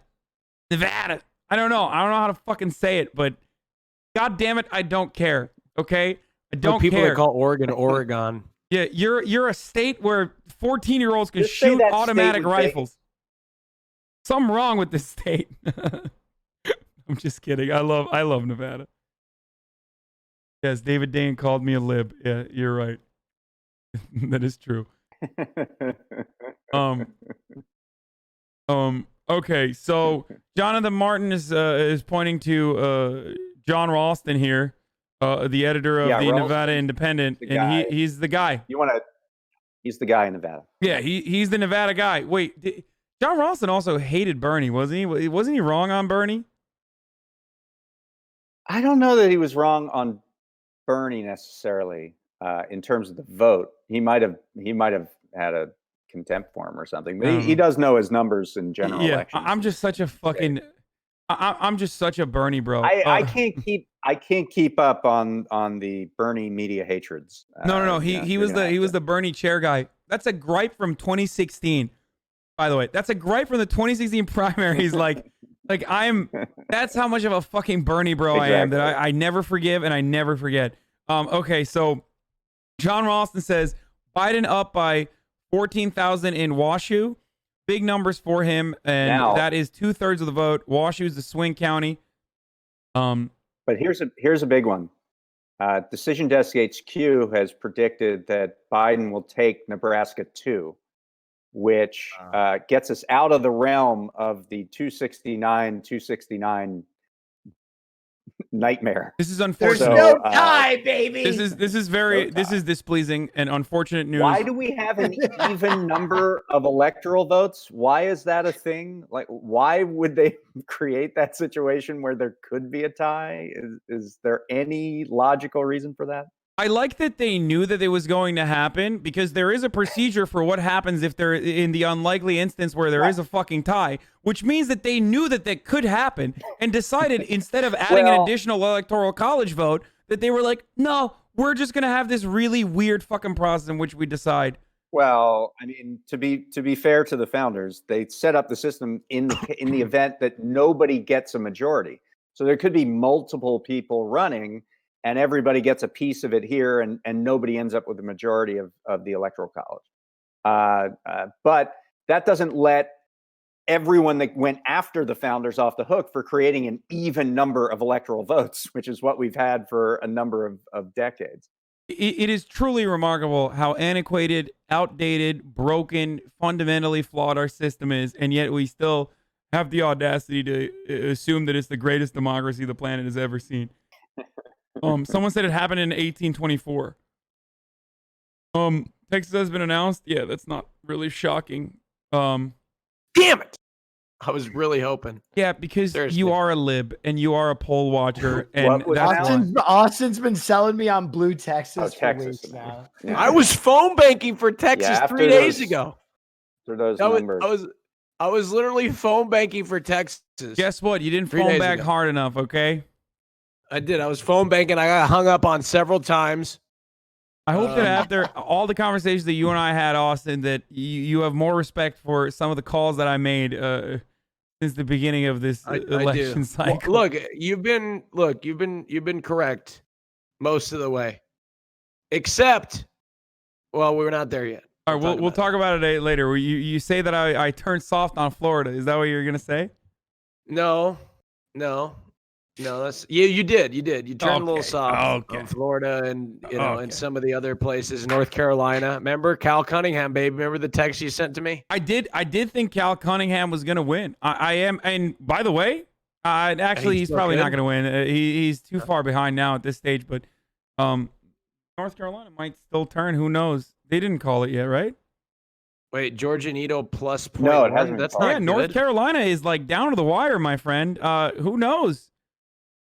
I really did think. I mean, it's wild. Like, if Cal Cunningham actually loses because he texted a lady friend, like, I want to kiss you super hard. Like, God, we are such a puritanical and pathetic nation if that's the reason. But Like, we're not. No we're clearly sex not till because marriage. Donald Trump is the president. That's true, but like, I mean, okay, there's more than Donald Trump. You got but he paid for that sex. That's American. Yeah.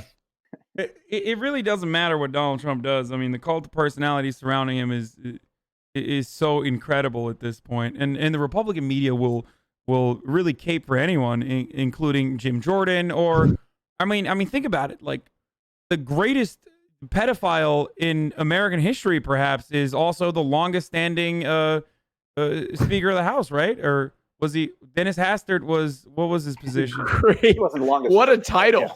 Or not longest standing, but what he a was, title. I mean, the greatest pedophile of all time. Wait, wasn't What I mean, a title. he was That's a in. yeah, he was a prolific sex offender. I mean, he was. I mean, No one groped harder. No, God. Like, this is not a joke. Whenever people say stuff like, "Oh my God," like Ann Coulter had the audacity when the Cal Cunningham stuff came out. She had the audacity to say, like, if you ever want someone to be, if you ever want sexual improprieties, like, vote Democrat. I'm like, what do you mean? Like, Dennis Hastert is right there. Like, anyway, it's whatever.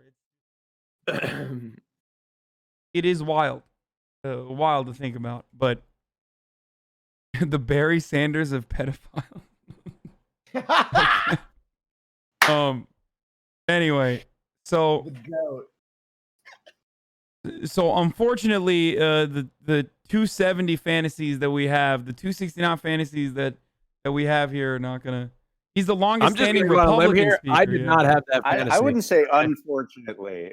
I would not say unfortunately about that. Listen, I think we're quite fortunate. I have lost my mind. You don't understand. I'm just. Yes. Some men just want to watch you burn. Hasan has lost it, dude. Yeah, I don't at this stage. It's really just. Look, you asked. I'm in it for the fun. Will, my fantasy. I was practically having. Like, I was in deep with Will, talking about my lib fantasies, talking about how I was going deep on the numbers in Florida, breaking down extrapolating the 2018 data, and I was being convinced of a blue Texas. Yeah, I was like, hey, keep your eyes on Harris County. Keep your eyes on her. I said, hey, don't be shocked. But I was wrong. I think I'm gonna change my decision on Michigan. I think Donald Trump wins Michigan because Lil Pump came out in Grand Rapids last night. And you mean Little Pimp, right? Lil Pimp. Yeah. He has a lot of fans. He has a lot of diehard fans out there, and Grand Rapids is a lock for Donald Trump now, despite the fact that at least people on the ground were saying that like Biden is winning by 8 points there at least. So. We'll see. Wait, in Michigan? Are we feeling No, not Michigan by 8. I'm saying Grand Rapids specifically. Are we feeling good about Michigan, David, at this point? I mean, we obviously have a lot of mail-in ballots that haven't yet to be counted, but how are we feeling about that's the issue. I mean, it looks like in the same way that there are tons of mail-in ballots not counted in Atlanta and Philadelphia, there aren't a lot of them counted in Detroit and Milwaukee. And that's the common thread here of all 4 of those races. And it's hard to really say a whole lot about the nature of that until we start getting those things counted.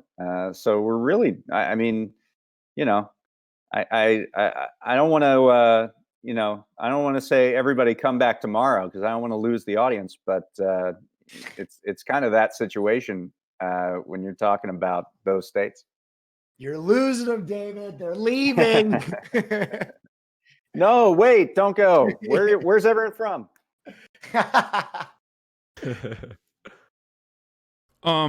So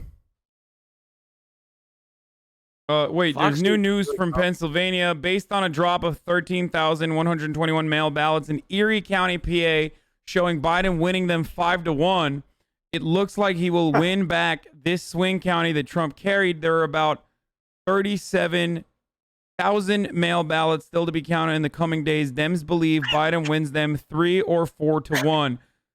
This is huge news coming out of Pennsylvania from Trip Gabriel. If you talk to Pennsylvania political observers, they say, "Tell me who wins Erie County, and I'll tell you who wins Pennsylvania."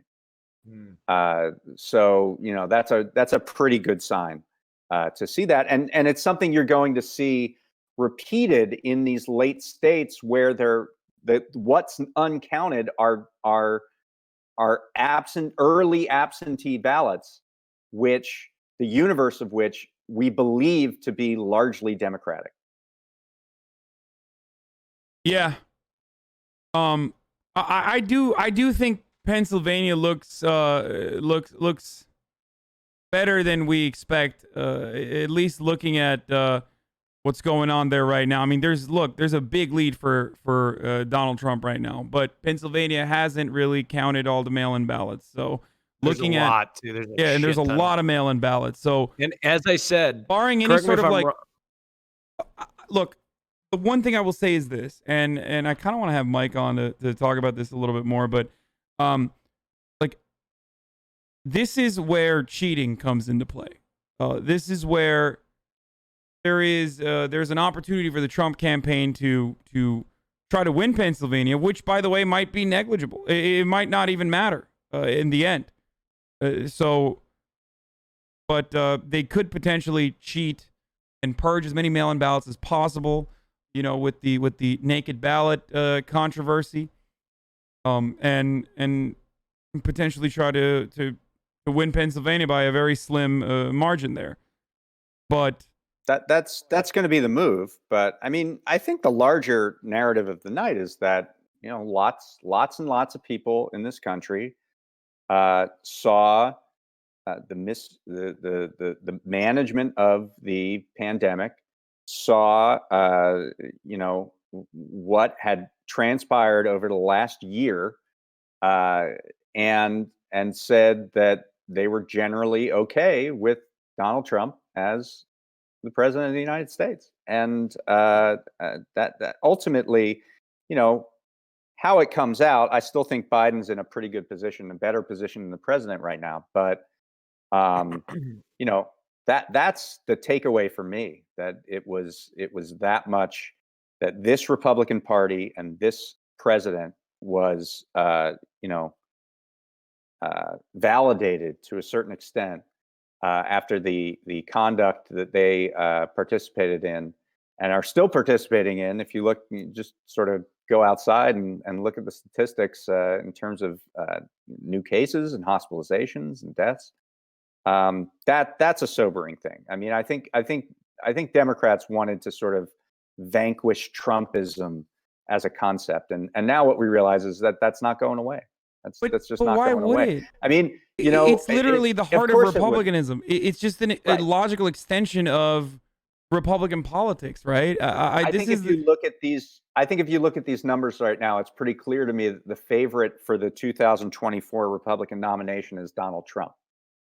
Yeah, it really is. I mean, he's going to be too old by then. He probably will already be sitting comfortably on his media empire. He might even die. Seems like who knows? An automaton. He doesn't seem like he's going to die ever. Yeah, he's definitely going to build a Roger Ailes style, like, worse Fox News. That's what I think is going to happen if he loses this election, which very likely seems to be happening for him. No chance in jail. Guys, listen, I've been ripping Band-Aids out for you all week, but you won't fucking listen to me. But you will not listen to me when I tell you this either. Rip the Band-Aid off. Donald Trump's not going to jail. You understand me? He's not fucking going to jail. Barack Obama, who was way more charismatic, way more popular, and had the momentum behind him, did not prosecute the previous administration when they very clearly did so many war crimes and actually did torture.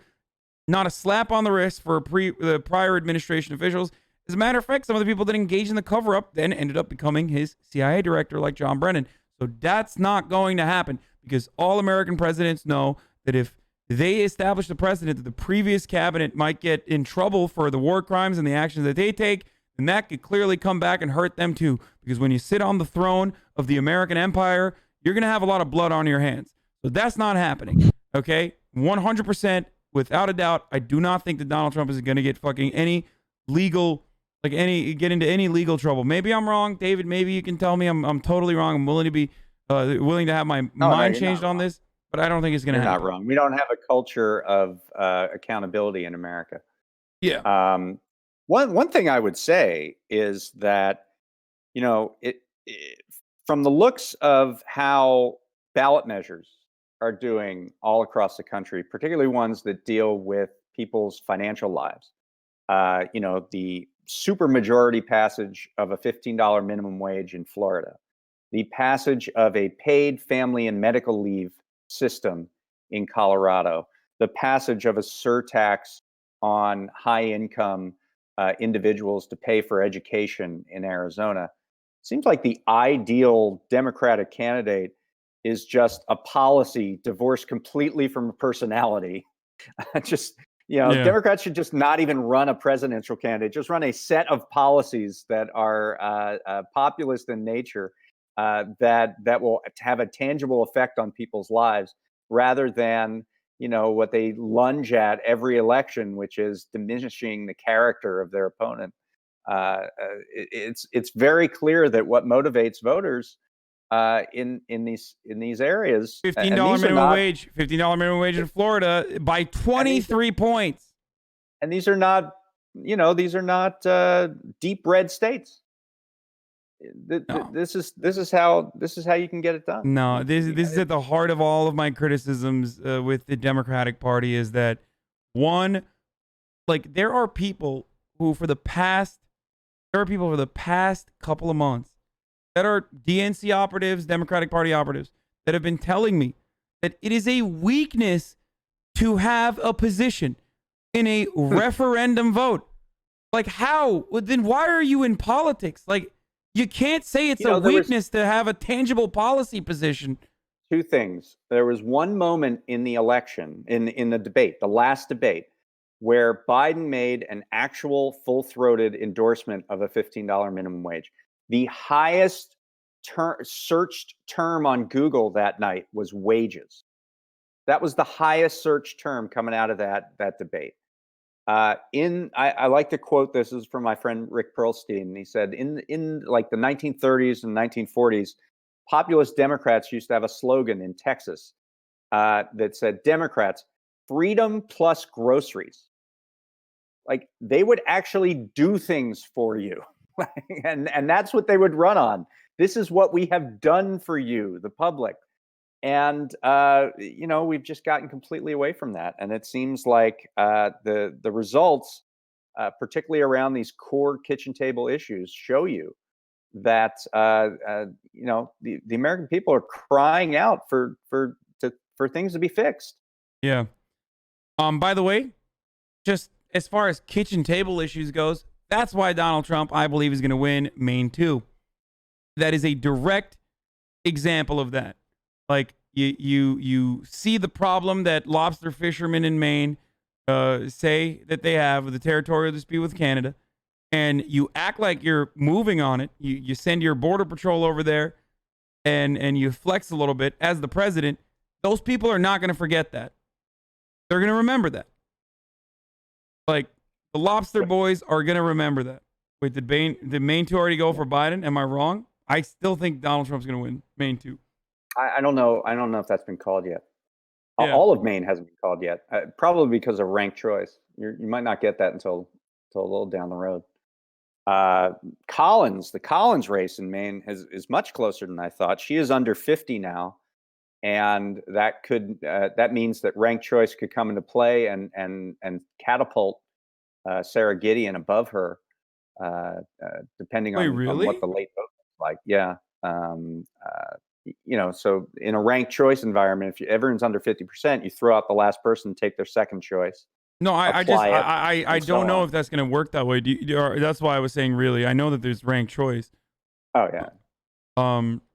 Yeah, she's under 50 now, so we'll see what happens. The other woman who was running there is pretty progressive, as I understand it, and most if not all of her second choice would probably be for Gideon. So we'll have to see. So Nevada is being reported. Nevada is being reported by Fox News at 51% now, and there is a 51.5 to 46.5 breakdown there, with Joe Biden winning with 420,000 votes versus Donald Trump getting 379,000. Now that's also just 51%, but just that would give a nice little 6 additional votes there.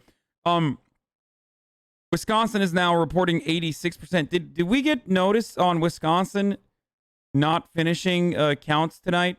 Because I know that Pennsylvania is not going to finish, and I know that Michigan is not going to finish. But yeah, I think the city of Milwaukee said they weren't going to finish their count until something like 6 a.m. So what time zone are they? Central? Oh shit. Yeah, 6 a.m. Central Time. Yeah.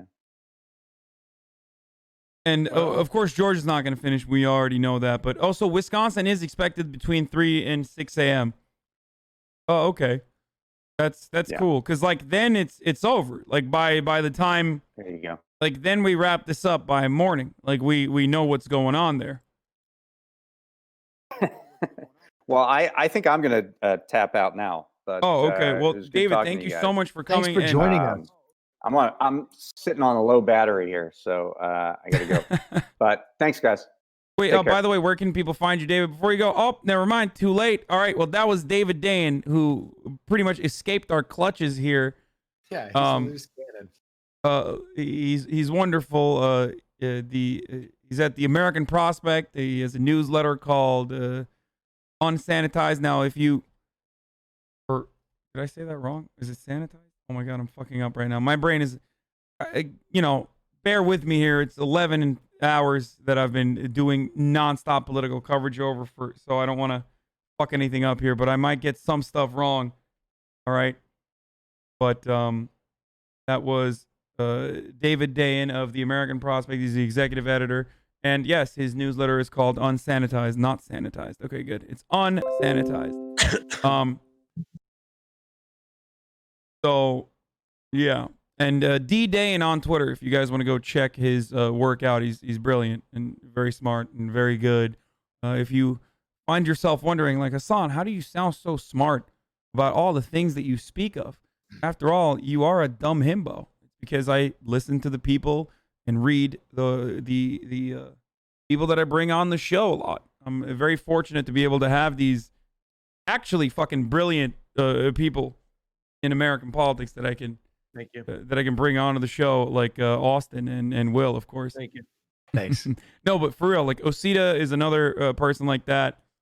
I mean, these guys are really, really good. Anyway, Trump is slowly gaining in Arizona. Man, shut up. Come on, man. Come on, man. Come on, man. I think that's something to be expected. Cut the malarkey, Jack.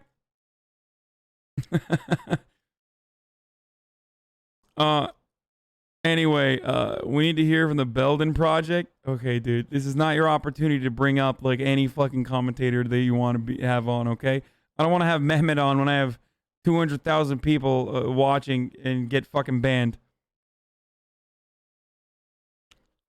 But yeah, the North Dakota legislature candidate who died of COVID-19 appears to win the election.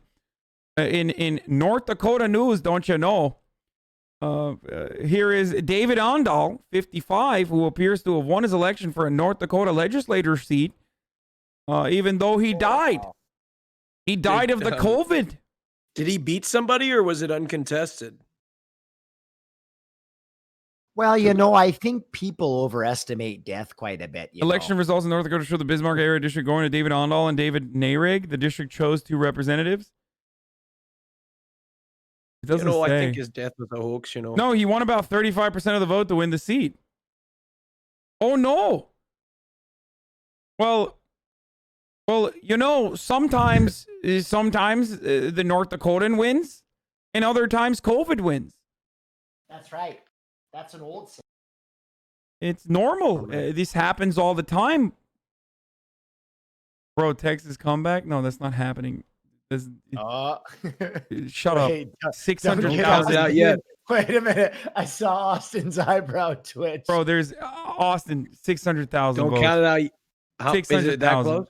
No, 600. That's close to you? 600,000 votes with 93% of the estimated votes reporting. You taking a look at Harris County lately? Harris County? Take a look at Harris County.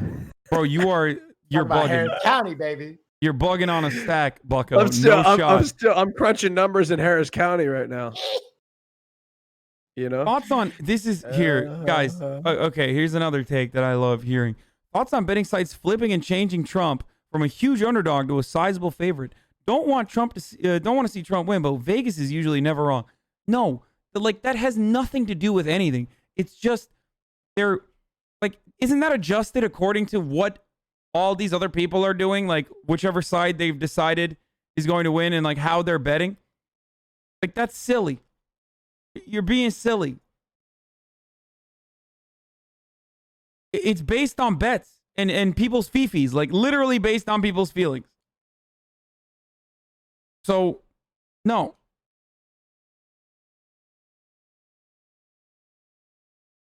Yeah, it's based on the money coming in. It's not like analysis or any sort of anything else factored. Hey, Ryan says he wants to come back on. Bring him in. All right. It's based on Trump supporter fifis. Do you think the baby's vote campaign did anything to sway things in North Carolina? Dude, I don't know, man. So if Michigan finishes by tomorrow and Biden wins Michigan, because I think Wisconsin will be by this morning, then it's over, right? If what? If Michigan can finish is not going to finish. Michigan is not going to finish. By tomorrow. I mean, by tomorrow. By tomorrow? Yeah, because I think that's possible because Michigan came in and said that we might know by tonight. They were confident that they were able to get things out a little quicker. Yeah. I mean, I don't think we'll know by tonight now. Based on what we know, I don't think we'll know by tonight. But the fact that they're confident in the speed a little bit, that things could change a little bit. You know what I'm saying? Yeah. Also, we are currently waiting on a Trump speech as well that hasn't come yet, but he was expected to speak. Oh, dude, I'm so ready for that. We're winning bigly, believe me. We've won all 50 states, and they're trying to steal the election, believe me. Sources close to me tell me that we won everything that there is to win. And believe me, I am the next president. In fact, we won so bigly. I won 2 terms. Believe me, I won 2 He's terms. He's got to be fucking fuming. We took, and now I am also the president of Mexico. Mexico, the state of Mexico, has gone to Donald Trump. Believe me, it's fantastic. Hold on one second. Come here, Melania. Come here, Ivanka.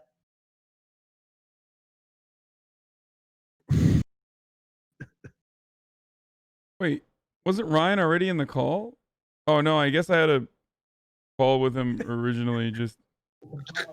I just added you. Sorry. All right, Ryan. We can hear some background noise there on your end, but I muted it. As your All man right. Brett Baer. All right. Ever since you left, things have turned for the better. Not What I that it tell has you? anything to do with you, but I told you, didn't I tell you? 2018 pattern. yeah, no, it is looking a lot better there. Nevada seems to be looking good too. The election is absolutely coming down to Wisconsin, Michigan, and Pennsylvania. No matter which way we cut it, Georgia looks good, and that's icing on the cake. Or Georgia could change, and that's icing on the cake. But it does seem like Wisconsin, Michigan, and Pennsylvania are going to be the way we figure out who becomes the next president of the United States. Brian, I got a question to open here. Arizona, Fox called it. Are we nervous about that at all? Is it coming back? I mean, I'm just trying to, No, it's totally solid. Because basically, and they even dragged the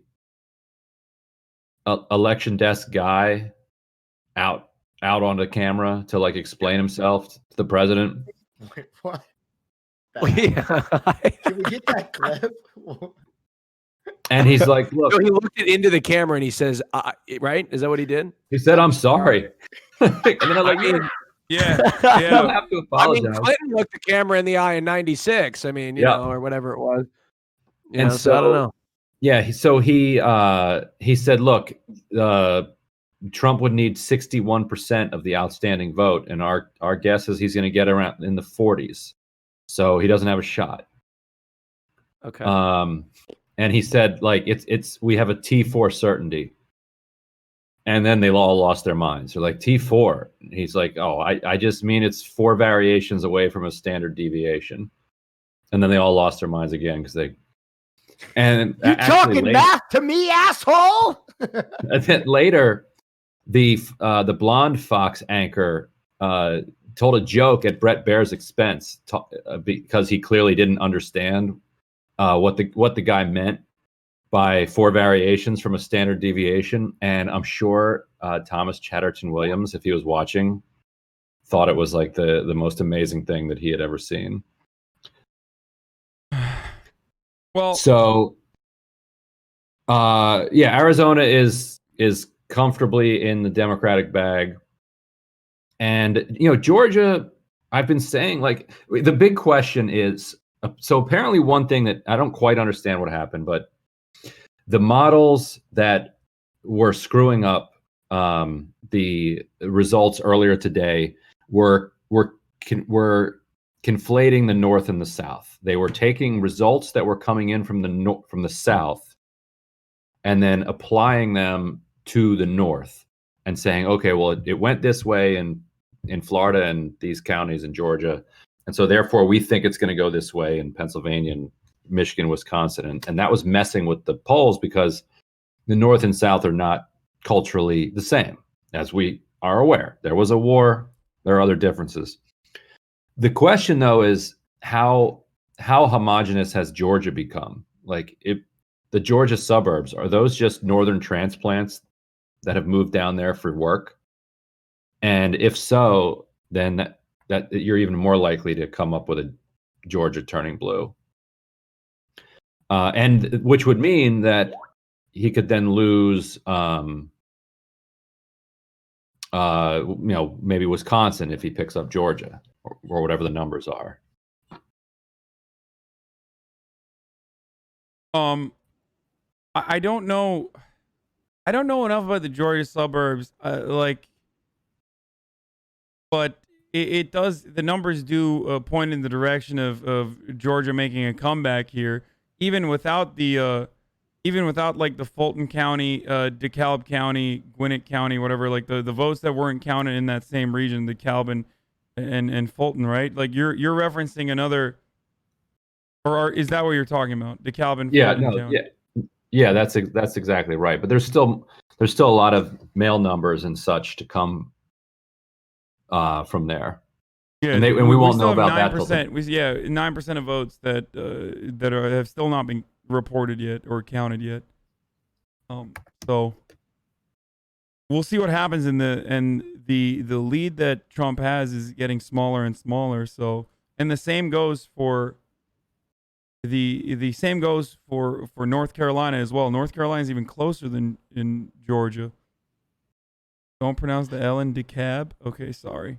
Are people are the Dems gaining in North Carolina in any place? Like, are there late counting ballots that they haven't counted yet, or not really? And so actually, it just updated again, and the New York Times now has moved Georgia to 64% likely Biden, which these jackasses had it at 95% likely. Yeah, Trump. no, it's 82 now. North Carolina is 82% Trump.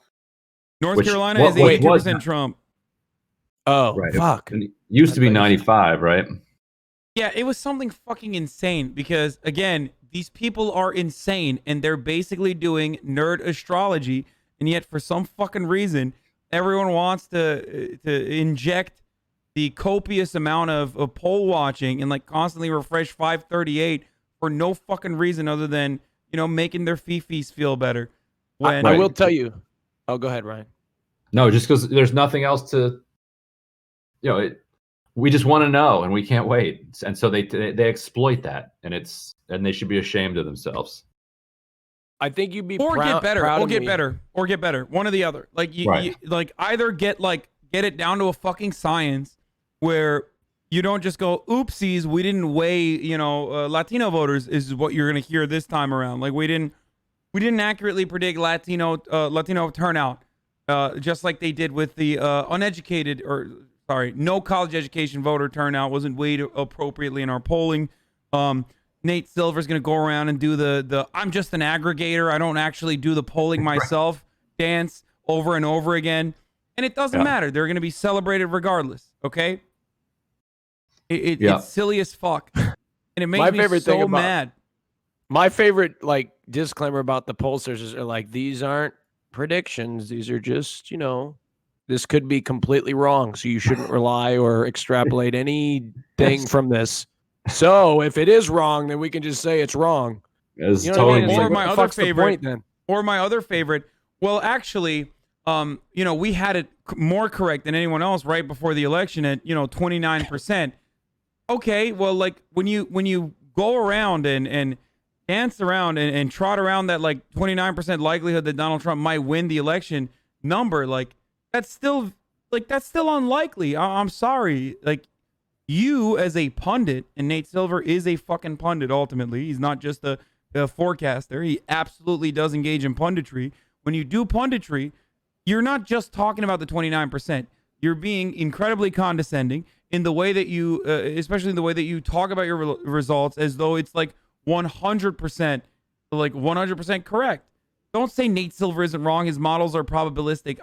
It's so silly. Stop caping for these fucking people because they make you feel good. In a way, it's literally no different than a McDonald's burger that you eat when you feel sad, okay? It's just how many times did so many of you go back and check the 538 polls leading up? And by the way, this is a direct shot to Austin right here. Just straight up. Every single time I was just about to say something, but you don't know me. You'd be proud of me. Go ahead. Because about a week ago, I stopped looking at the polls. I stopped looking at the polls about a week and a half ago, and I started tracking early voter numbers on a daily basis and trying to extrapolate the data from 2018 and try to, see if Biden got this much and what's going on and what are the trends. So I moved from the polls to what was actually happening, right? And you know what? I spent a good solid week tracking Florida, all for it to fucking get flushed down the toilet in about 25 minutes. I couldn't fucking believe it. You know how many hours I spent looking at my phone, watching hour by hour the margins of Florida change? In 25 minutes, it was gone. Everything that I had predicted, completely wrong, out the window.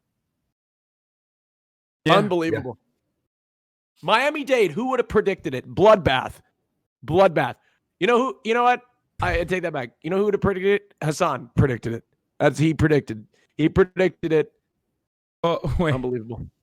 This is my favorite type of nerd. Nate said on multiple occasions, this could happen. A 10% is not a 0% number. There is no 0% number. Okay. That's not a real thing. So in the absence of an actual 0% chance, a 0% probability, then you can literally use that as an out. No matter how low you lower the chances of Donald Trump's election, like re-election. You can always just say, well, 1% doesn't mean 0%. So stop caping for these people. They're not your friends. They're literally just extracting a capital from you, or at least getting your eyeballs and attention, and also playing with your emotions. And the only reason why I get mad about this is because not a single person just looks at 538. Every single person that looks at 538 comes in here and annoys the fuck out of me when I say some shit. That's why I get so mad, because everyone's like, no, I'm sorry. Well, Nate Silver says you're incorrect. So, actually Florida is a lock, or Georgia is a lock by 5 points. Blah, blah, blah. Like, no, you don't know that, and neither does he. Okay? And neither do I, but at least I admit it. Sorry. That was my little rant. It was totally me. That's why you don't talk to me. No, it's not you. No, it is Austin. No, because I was totally that guy. Austin. You have casted doubt. It was totally me. It was totally me. I was in the chat. No. You're not like condescending. It's just usually there are a lot of people who are condescending though. Anyway,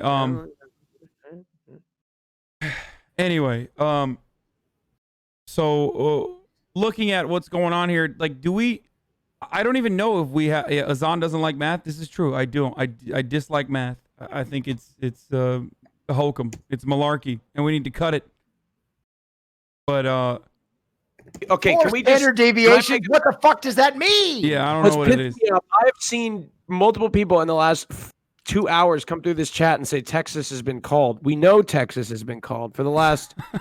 Quit saying. No, I think they're just trying to rub it in, dude. Austin, they're just trying to rub it in your face. I get it.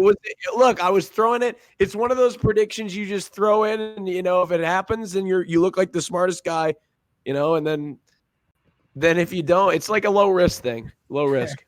And if it doesn't, you look like a dumb idiot. No, you don't even look like a dumb. Because you frame it like this. I said, don't be all my predictions. Don't be surprised. That's all I say. Don't be surprised. That's all I say. Don't be surprised. Don't be surprised if Texas. What I would say, don't be surprised if Texas votes to the left of Florida. Is that right? Where's Texas at? Let me look. True. Is Texas left of Florida? No. So okay, not even close. Okay, so here are some questions here. Like, so what we're looking at right now, we're way too comfortable with Arizona and Nevada, right? Like we think that Arizona and Nevada seem to be locks. I mean, Arizona's already been called for Biden by Fox. Is there even a chance that might flip? Because looking at Arizona, Decision Desk is saying that there's actually a Joe Jorgensen comeback. No, I'm just kidding. Looking at Arizona, it says that with 78% estimated votes counted, Donald Trump and Joe Biden have 6 points between them, a little bit over 6 points. And I feel like that's not something you can make up in the last, in the last, 22%. Like, that's just not gonna. It seems very unlikely, especially if we go down to the different counties here. But Maricopa County had some early voter drop-offs that occurred. I believe around 168,000 of them, just in Maricopa County alone. But I mean, looking at the numbers there, it just looks like, again, Biden's lead is fairly comfortable there. And if that breakdown continues, then it doesn't seem like Maricopa County is going to swing back to Donald Trump, and he's definitely not going to be able to get enough votes out of there. So it really doesn't seem like it just really doesn't seem like it's going to change the outcome. I just asked this question in the beginning, right, Ryan? Wait, what was that? Has your perspective changed in the last 25 minutes? No, not really. And it still looks like a catastrophe. I mean, Trump winning re-election would obviously be a catastrophe on a bunch of different levels. Biden winning the White House, but Mitch McConnell holding the Senate, could in some ways even be a greater catastrophe long term. Depending on how things unfold. If Biden is made by McConnell to be an ineffectual, unpopular president who drives, who oversees a collapsing economy, as Republicans just put a stranglehold on any stimulus or relief or any efforts to improve the country, citing the deficit that they exploded with the tax cut and with the COVID stimulus. Then that's a 2022 Republican wipeout, a 2024 disaster. You could game out how this could be game over for this generation of Democrats if they don't figure out a way. Steve Bullock lost, by the way. Well, I mean, that's like they're screwed. That's Alaska is still out. Cunningham, fucking Cal Cunningham, hasn't been called yet, right? There's still a lot of vote out in Maine, and Warnock is going to be in a runoff in January, but you would need two of those. I have a little update here from Georgia. A bunch of votes were just dumped into Georgia, and Biden's deficit has shrunk from 8% to 2.5%. Still favored in the New York Times needle by 0.4%, but that gap is closing, showing Fulton County reporting 74.7%, still significant, still about 25% left in Fulton County to report. And as Hasan had alluded to earlier, the rest of Georgia is pretty much all in. I think Trump has pretty much gotten everything that you go through all these counties, everything's 99%. The only thing that's left is the Atlanta metro area. So the only thing, what you're going to see is, it's just a matter of now the question is Joe Biden going to be able to, is there enough votes in that metropolitan area to close the gap? Because inevitably that gap is going to continue to close. Right, but Ossoff is down. How's Ossoff looking with those new votes in?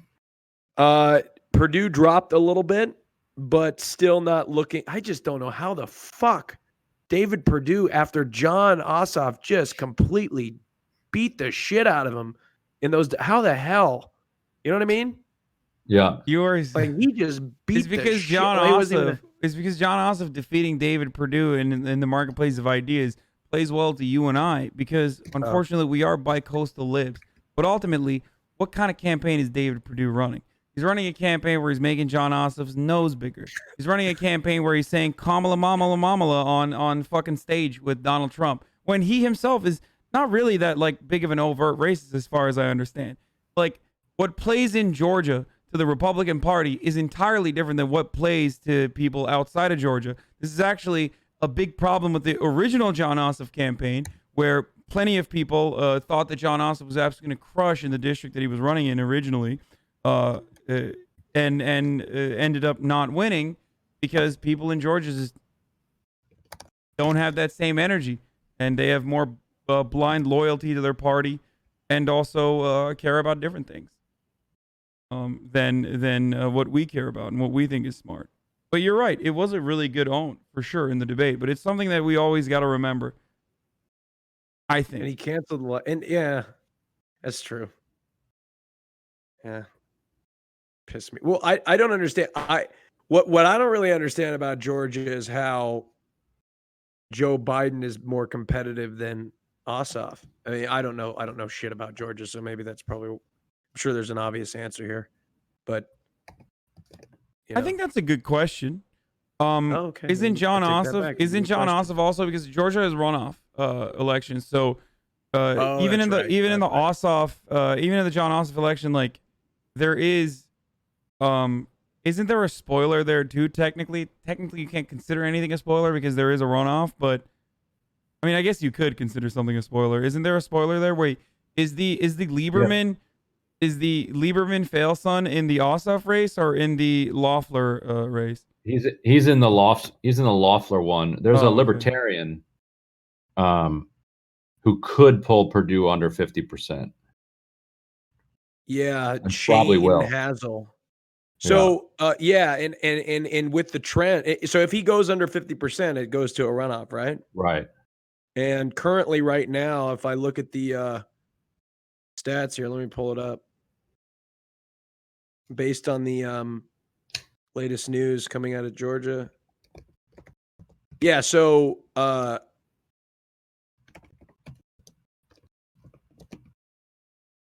I lost it. Well, there's a guy in here that's calling us out. He says, not bringing any Republicans on a stream because they will shut you down. Lol W, not bringing any Republicans on a stream because they will shut you down. Yeah? Yeah, with dynamite takes, like the count has to be stopped at midnight.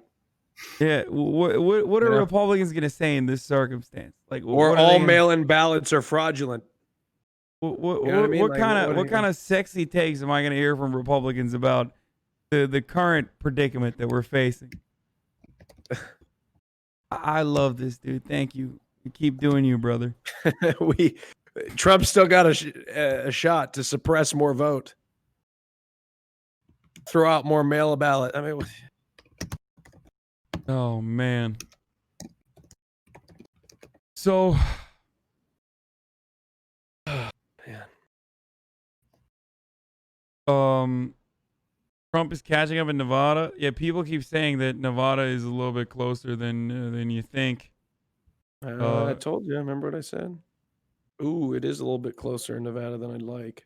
But yeah, he is inching up here with on the decision desk with 80% counted. Donald Trump is at 520,000 votes, where Joe Biden is at 550,000 votes, pretty much. Let me check. So there's a 3-point lead there in Nevada. Yeah.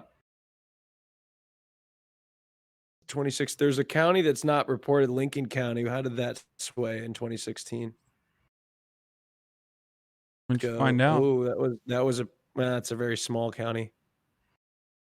That didn't really sway very much, very favorably for. It didn't matter. It was for Trump, but it was a very small county.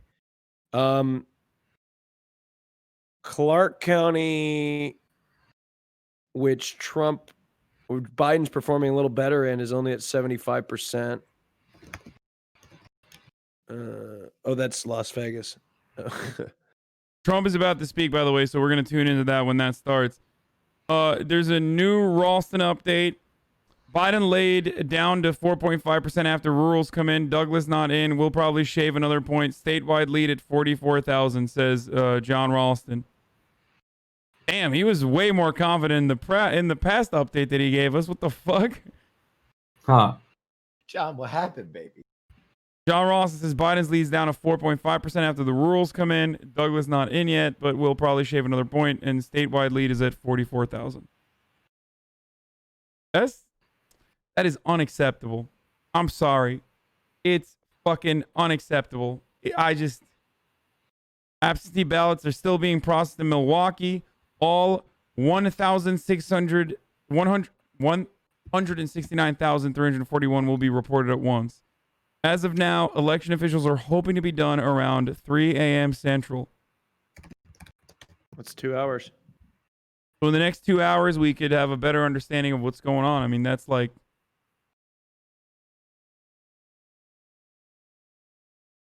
Democrat Senate is only one away. I don't know. It's not looking too good for the Democratic Senate now that Bullock is losing. So, can we talk about how increased voter turnout didn't help Dems like everyone thought? Well, I think Ryan addressed that earlier. Wait, that what? Increased voter turnout didn't help Dems like everyone thought. Because like Dems thought it was going to be a blowout because increased turnout automatically means that Dems are going to win when that is not the case. Okay. Not true, particularly in the Rust Belt. Because, the other thing I was going to say is, so I think one unique factor, and this is a argument that I make all the time that I have to correct myself on too every now and then, or add this caveat, which is that unlike regular Republican strategies, which revolves around voter suppression, I think that Donald Trump did something a little bit different, which is his rural voter turnout strategy. I think that is his big gamble. That's always been his big gamble. And it seems to be working really well in places like Ohio and like the Western Pennsylvania, Ohio line, where like that area is so red now. And that's probably not going to change any further. Like those guys are now, those rural white ex-union guys who may be working for like a fracking company now or something like that. Like those guys are now diehard reactionary Republicans. Right. And that is, I think, a testament to Donald Trump's like turnout strategy. But Yeah. I don't know, maybe I'm wrong. What do you think, Ryan? No, I think that's right. That's been his vision, if you can call it that, or his gut instinct the whole time has been that that there are enough white people in this left in the country that if you can appeal to them